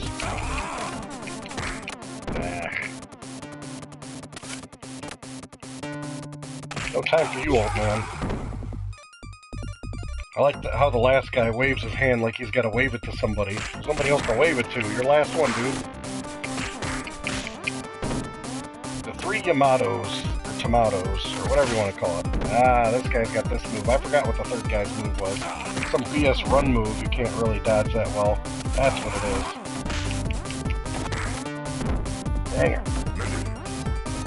Oh, and then we gotta have this invisibility nonsense. Can't go wrong with that. Alright, I got ripped a little bit on this one. Let's see what we can do about this guy. He's still gonna squeak one out there. I hope there ain't a boss rush with these Yamatos again. When you beat them, you're done with them in this game, aren't you? You don't have to fight the Yamatos again, do you? Invisible. I like the name of his move, Invisible. Bare knuckle. There we go. Let's give him a taste of the old knuckle. Bare knuckle. That's exactly what he's looking for. Yeah, I got it. Invisible. Bare knuckle. Bare knuckle. No time for you. Bare knuckle.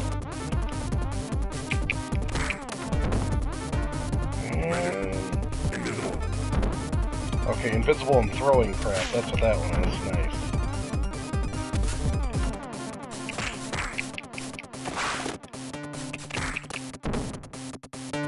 Almost there. Bare knuckle. You just got the end point of that Bare one. knuckle. Finally. Whew. Thanks, Reverse Shinobi. Magic.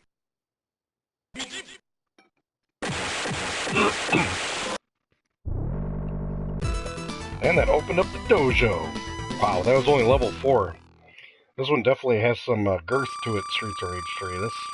These levels feel a lot longer than the predecessors. I almost felt like I was flying through 1 and 2 compared to this. But that's good, you just get more for your money. Time to take on the Syndicate. Some good dialogue. Never been here before.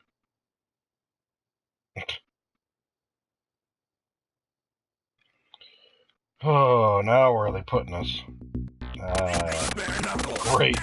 Gotta take on everybody in the dojo.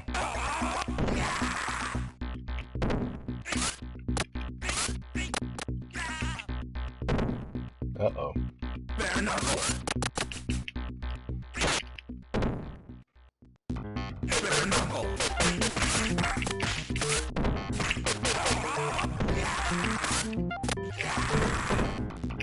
Bare knuckle. See, now, this level's music's kind of wonky. I mean, I liked what they did with that Shinobi, but this one's kind of like so weird.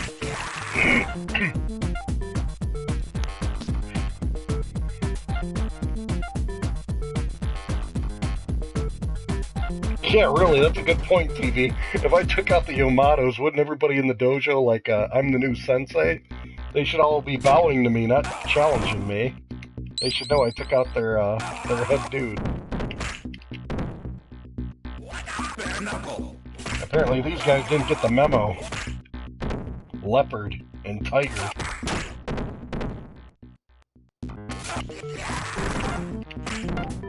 And Fabio. Can't go wrong with Fabio.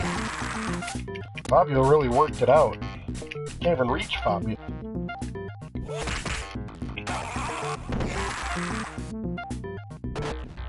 I don't know many games out there that let you beat up on Fabio.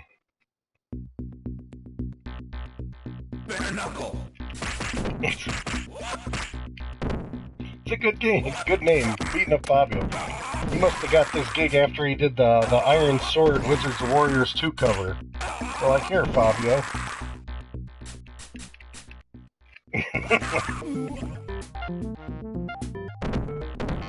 Bare knuckle.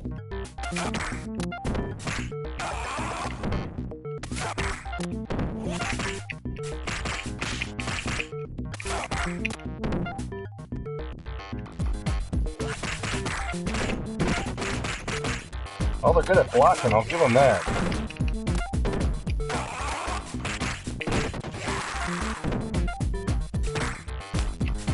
Oh, Fabio's got extra health on this one. I like how they make sure Fabio's the one in purple.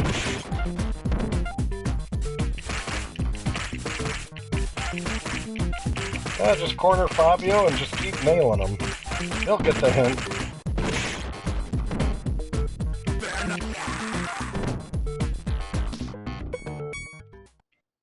Done and done. Now it gets interesting. Bare knuckle. Bare knuckle. Mr. X always has some real nice looking setup at his penthouse.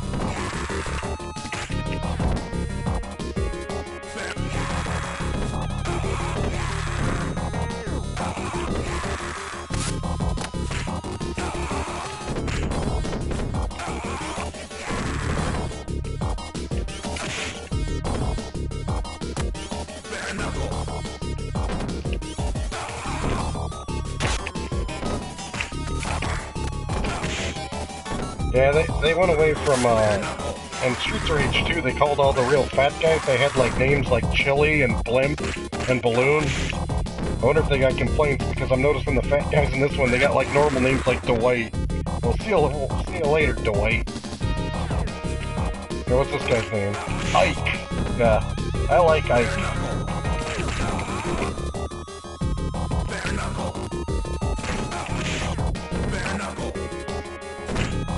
Yeah, they had a whole bunch of, and one of the names of bad guys was like Chili.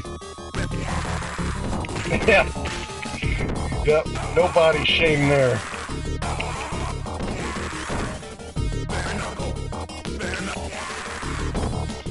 See you later, Ike.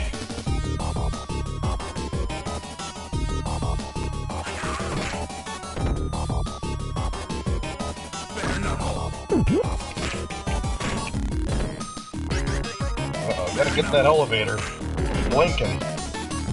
It's gonna be like Home Alone 2 where you better hit that elevator quick.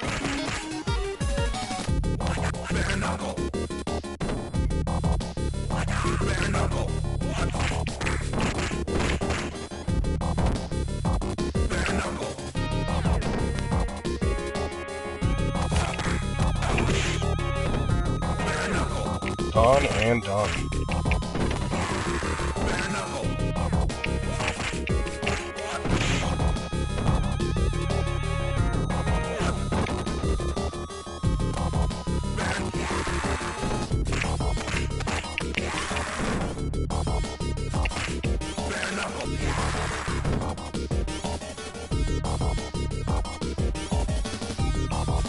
Still more guys? Come on. They're really keeping me flowing. So much Fabio. Dang it, Fabio. Where's Fabio getting all this help?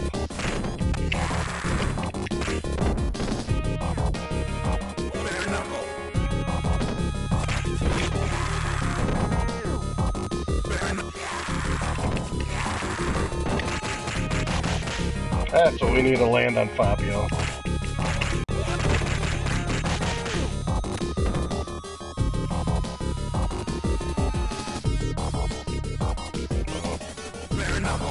Oh.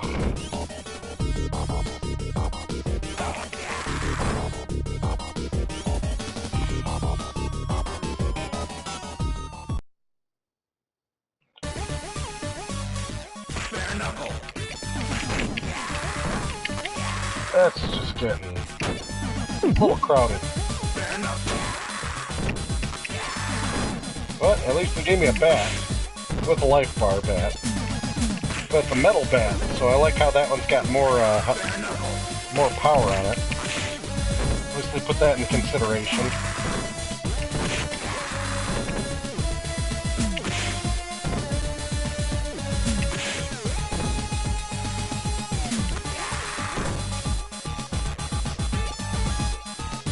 Metal bat didn't last as long as I thought it would.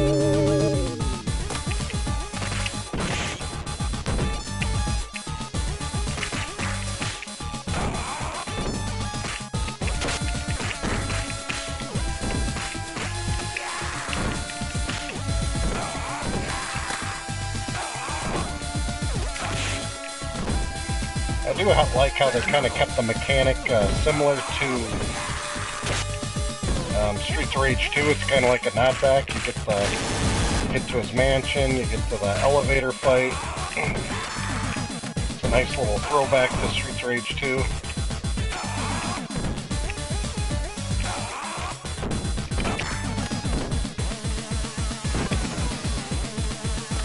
They don't get up in time.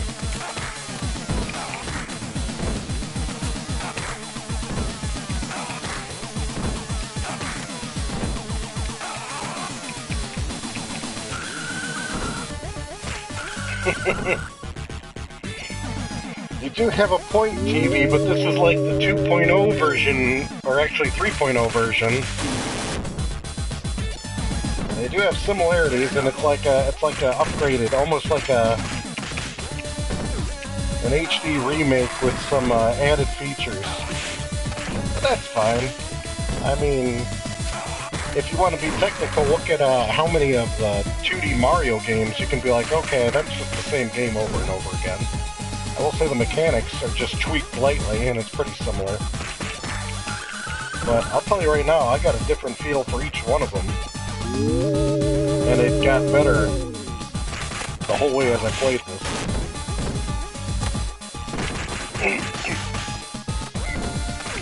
Especially the difference between Streets of Rage 1 and 3. The control-wise, at least, they're night and day different, in a good way. Streets of Rage 1 was really hurting. Don't get started on the Street Fighter series. Now that's a game that's been remade way too many damn times.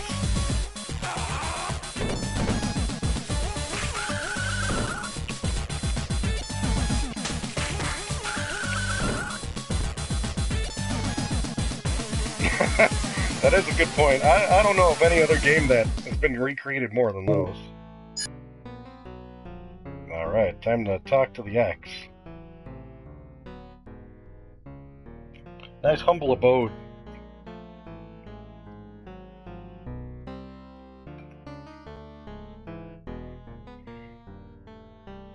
See, his setup's pretty similar to Streets of Rage 2. It's just now he has tigers on the top, and I think the last one he just had like deer up there.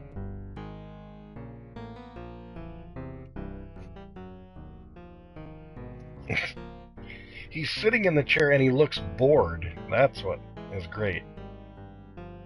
And the cool thing about this game is with all different characters, I believe it's different dialogue between characters. So if you got to this point in the game with, say, Skate or Zan or Blaze or whoever, you know, those little differences give it some good replay value. I remember playing this for the first time and being like, oh man, I can't believe I'm already at the end of the game. It's so fast.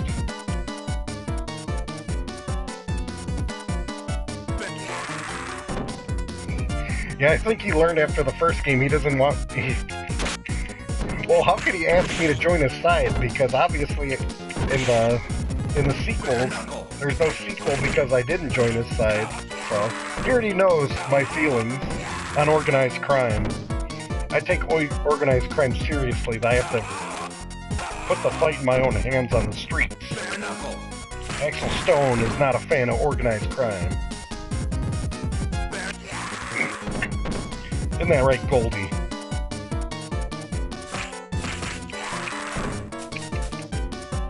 Alright, there you go.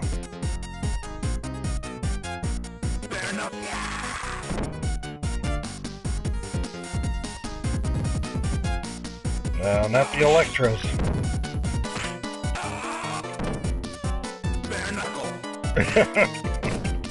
Yeah, the cop backup's nowhere to be seen. I do miss the cop backup. In Streets of Rage Remake, it was awesome because you had your power moves and they included the cop backup, so you had like an overhaul of everything. But they made that one so intense. That was such a great remake, Streets of Rage Remake. It just, you know, it's kind of upsetting that it never had a console release, but, you know, if you got some good joypads that you can connect to a computer, it gets the job done. And Mr. X is not that active. He just kind of likes to sit around and look unentertained. Oh boy. And there's the big surprise. It's Robot X. And he laughs like Dwight and Ike.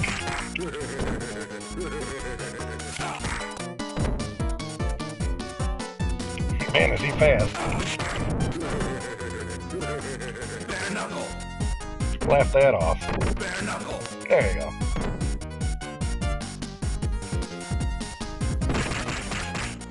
Aw, he like pushes away when you try doing that super. They're kind of SOL when he does that,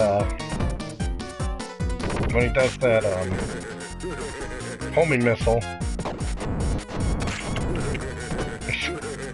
He's got the moonwalk down. I'll give him that.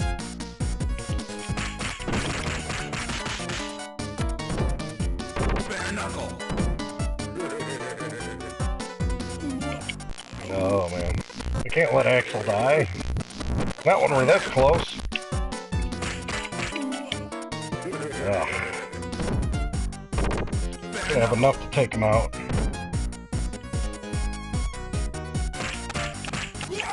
What crossover is that, Izzy? We got the robot taken care of.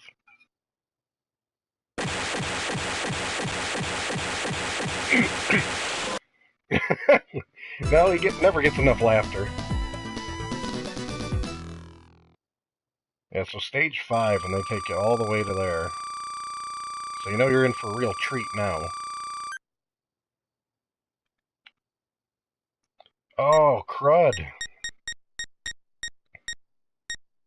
You know what we just realized?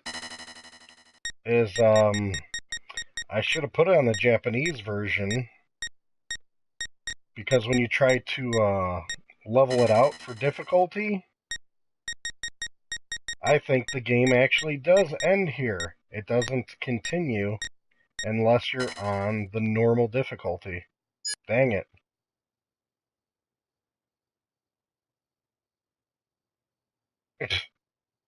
Now the game mocks you. You play this game like a beginner. Nice.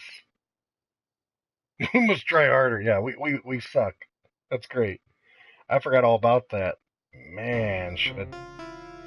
See, so the only way to do this is you have to play the Japanese version and put that on normal so you actually have the correct difficulty. Well, he's laughing it up. They're just throwing those salts in those wounds. But he busted his glass over. He's the one that's laughing it up. Well, you gotta love those "the" ends with the question mark. It reminds me of the Dr. Robotnik endings when you don't get all the Chaos Emeralds and he's sitting there juggling them at the end. I'm like, yeah, I beat the game. You shut up. But at least with that, you just didn't get the Chaos Emeralds and you saw the levels. With this, we didn't even get to see the other levels. Well, I'm not that adventurous to dive in this again, but I am curious enough to see how would you do the settings on this. Let's do emulator settings, and is there any place that allows you to change the region on it? Because that's going to be a nightmare. That's going to be a freaking nightmare to do this the legitimate way with the US release. That ain't going to be fun at all. Huh. Well, it's not in those settings. And I'm not seeing settings there. Ah, regions there. I see. So if I did Japan. Yep, that's what you needed to do. Right there.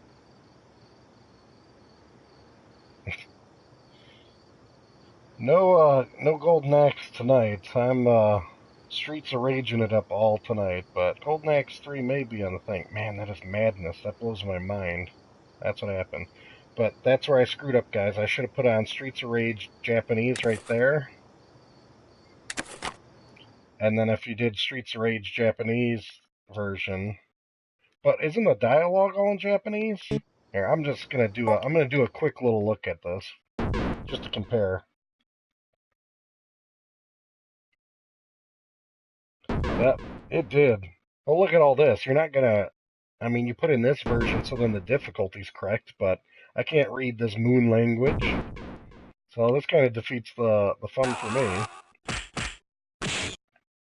Are all the guys' names in Japanese, or are those English? Let me take a quick look. So go to option. You can leave it on normal. You can at least still boost up the lives. Year 19XX was one hell of a year. But look, you got the right color axle now on the Japanese version. The right color blaze. the right color skate.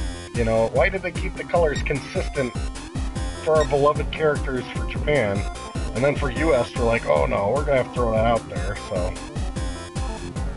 No, that's madness.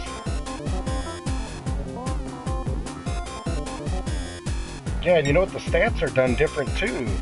The stats are actually stars on this one, and they were like bars on the US version. So there's quite a few differences here. Now that I'm taking a look at it, that's madness. Now that I see that.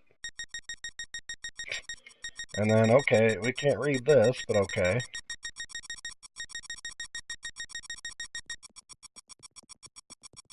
And that means a whole lot to me. Let's see what they say. Stop that bomb. Oh, I know what he's saying now. Oops. It's me hitting the button, that ain't the game. Yep, can see what you said.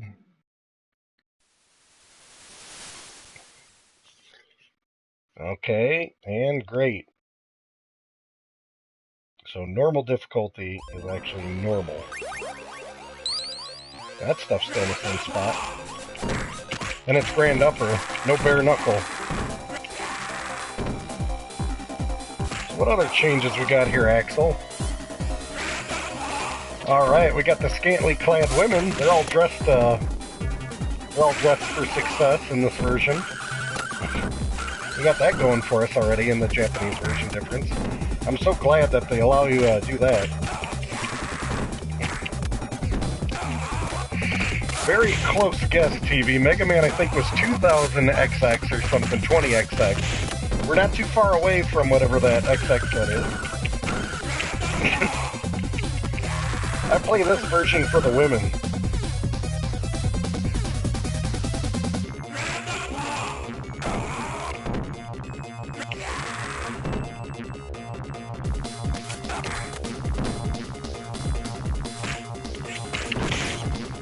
Yeah, any Mega Man questions, direct them to Ryu, because he is, aka Mega Man Jesus, I believe Izzy would say. Nobody knows Mega Man better than Ryu. If I ever have to go on a Mega Man tournament, Ryu would be my first, nominee to go with. He's got it down cold.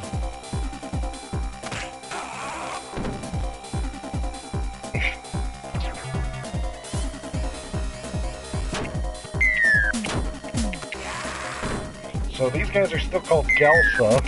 I wasn't paying attention to all the names. I should look at all these comparisons here.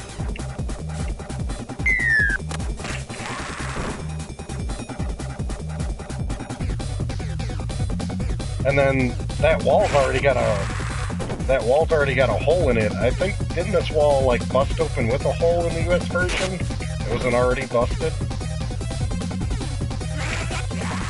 That's a little bit different.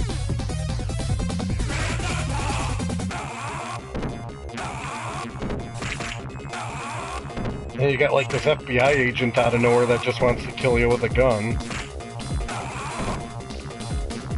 His name's Gold.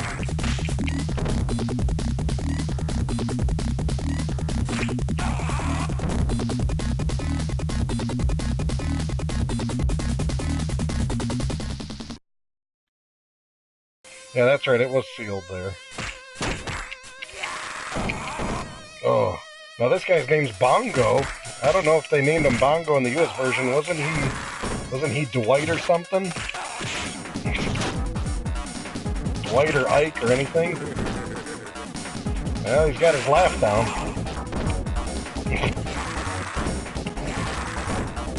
See, they're doing the body shaming in the Japanese version by calling him Bongo.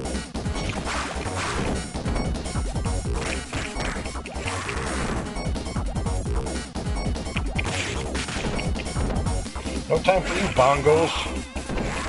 2 bongos.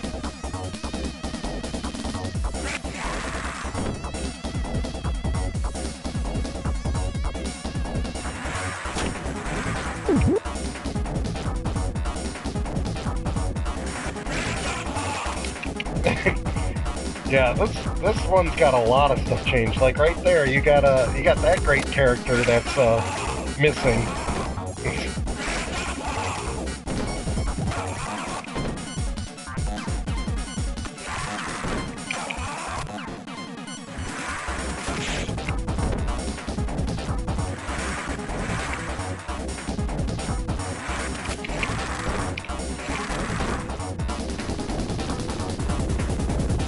Yeah, that definitely doesn't look like Shiva driving the boat.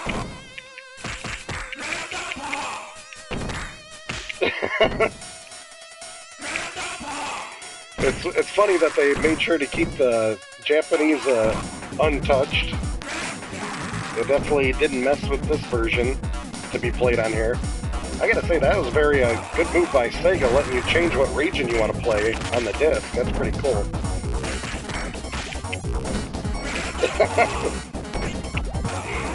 I think that's a good guess, TV. He's definitely part of the YMCA.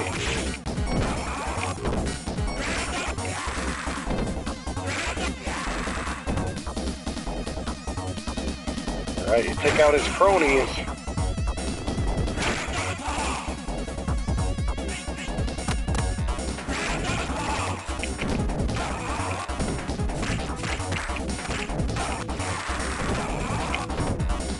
Alright. Now this is way different. Good ol' Ash. Where was this guy in the US version?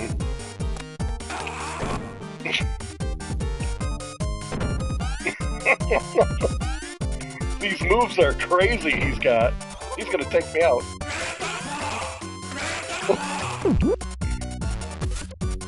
He's got some quick moves, I'll give him that. Why wouldn't they have kept this guy in this game for the US version? There we go. And he's crying.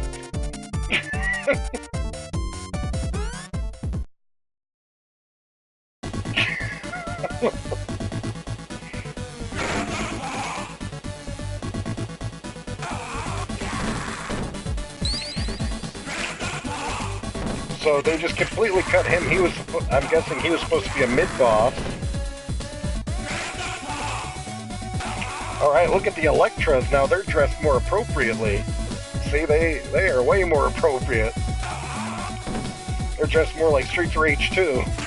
Like everybody else is. Yeah, the Japanese version is the gold standard of how this should have been done. I think I'd rather have a translated Japanese version of Streets of Rage 3 than the US one.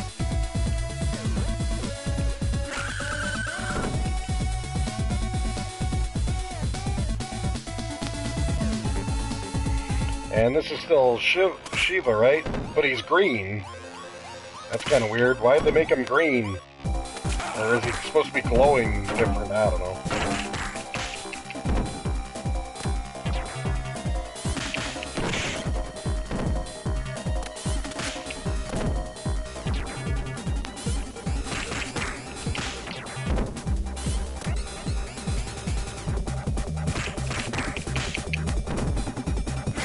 Really? He looks like, I don't know why, he looks green to me in this one, and I think he was all, like, black in the first, the other one. Definitely says something different when he does his move, too. Oh, no problem, Ryu. Yeah, I didn't expect to be playing this late. Man, we did one hell of a trilogy. Take it easy, Ryu. Get some sleep, buddy. I'm pretty much wrapping up short here. I just wanted to see that, you know, just clear around and compare them side by side with the Japanese version. I think the most differences are in the initial round anyway. And then you get all this dialogue that nobody knows what's going on. Yeah, I don't know what's going on. Nobody knows what's going on. And survey says...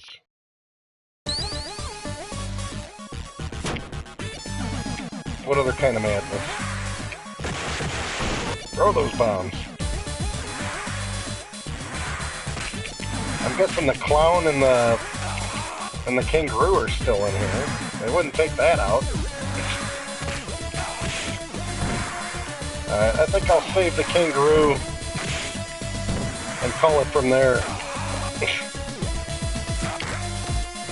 Yeah, no, all the colors of all the characters are off Streets of Rage 2. I love that way better than the US version. Because they made Blaze wear like silver or white or whatever you said. It doesn't make sense. I don't understand the character color change. I mean, I understand why they cut that Ash character. I could see that going over like a turd in a punch bowl at the US release of the game.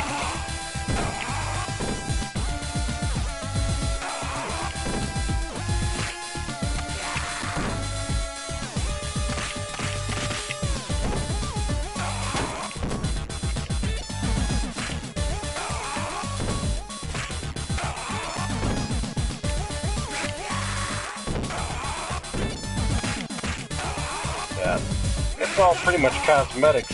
I don't know if any of the other levels got a big, Yeah,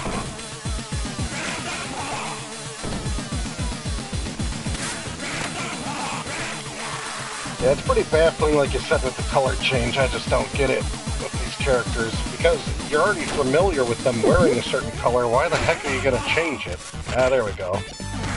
We'll save the kangaroo at least. We don't want him to be, well, if I could get to... Oh, look, he's got different names. I think it was called Rue. And this one he's called, like, Dingy or something. And this guy's called Danch. Danch and Dingy? So... they changed it to Bruce on the US, so the names are all changed, too. I guess it was way too offensive. Well, I saved Dingy from Danch. Oh, and then all this madness into the, I just can't get enough of this, can I? Okay, I gotta at least just do the disco. I'm not gonna refight those two girls. Are those two girls gonna be dressed differently at the end, the bosses of this level? Maybe I'll get to that one really fast. You got a good point, TV. I don't know where they're getting these clown names. None of them fit very well.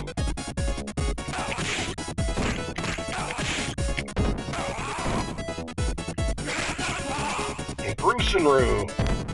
Well, I get the name Rue. I don't know why they changed his name. Was it really necessary to change a kangaroo's name?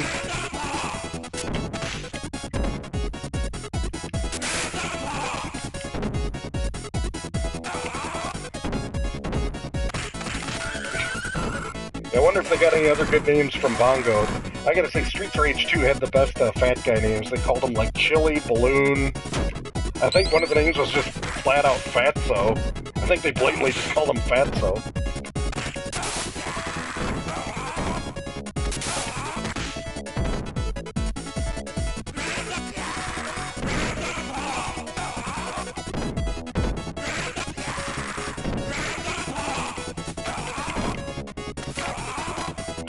Yeah, Kanga would be a good one, but I think if they did Kanga, isn't there already a cartoon character called Kanga?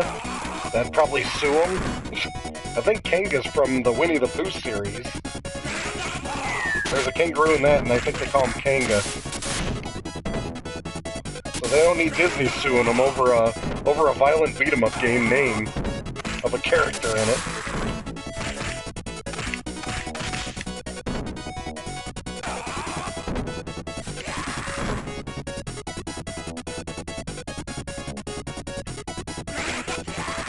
Because you can't mess with the mouse. The mouse calls the shots when it comes to big stuff like that. Even Sega wouldn't want to take on the mouse.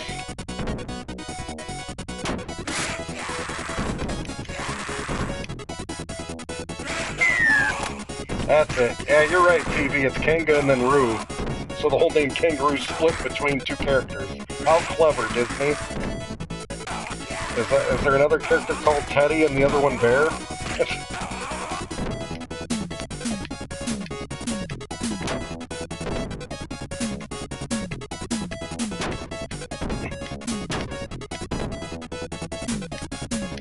That is true. If they wanted to do the fast route, they could have just changed one letter in the name. I'm surprised they went out of their way. Change it more than that. Okay, let's see how these ladies are dressed. Are they dressed any different? No. They kept them the same. See, these two stayed the same. I was really curious because they're female characters, and all the other female characters in the game were different. They were censored. But there's nothing to censor on these ones. So this one's Yasha and Othan. So no Mona Lisa here, unless that's the equivalent of Mona Lisa in Japan. I don't know.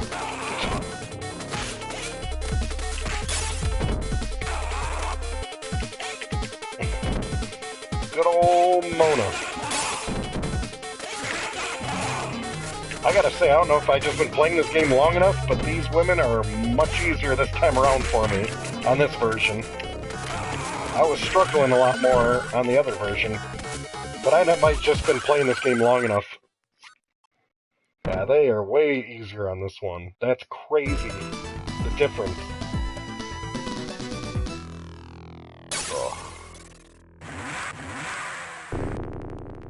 And a note magically drops from the air. Well, that definitely happened last one. Everybody. That water noise isn't in the US one, I don't think. Hear that? That's weird. Good point, TV. I think some of the practice would pay off finally. They were all different games. Yeah, this version is way better. I mean, it's significant. I think that we had the luxury of seeing the majority of the changes being in the early part of the game. But either way, I gotta say, it's really awesome where it's at. But for myself, I think for my own entertainment, I'll hit save here if I ever want to come back to this.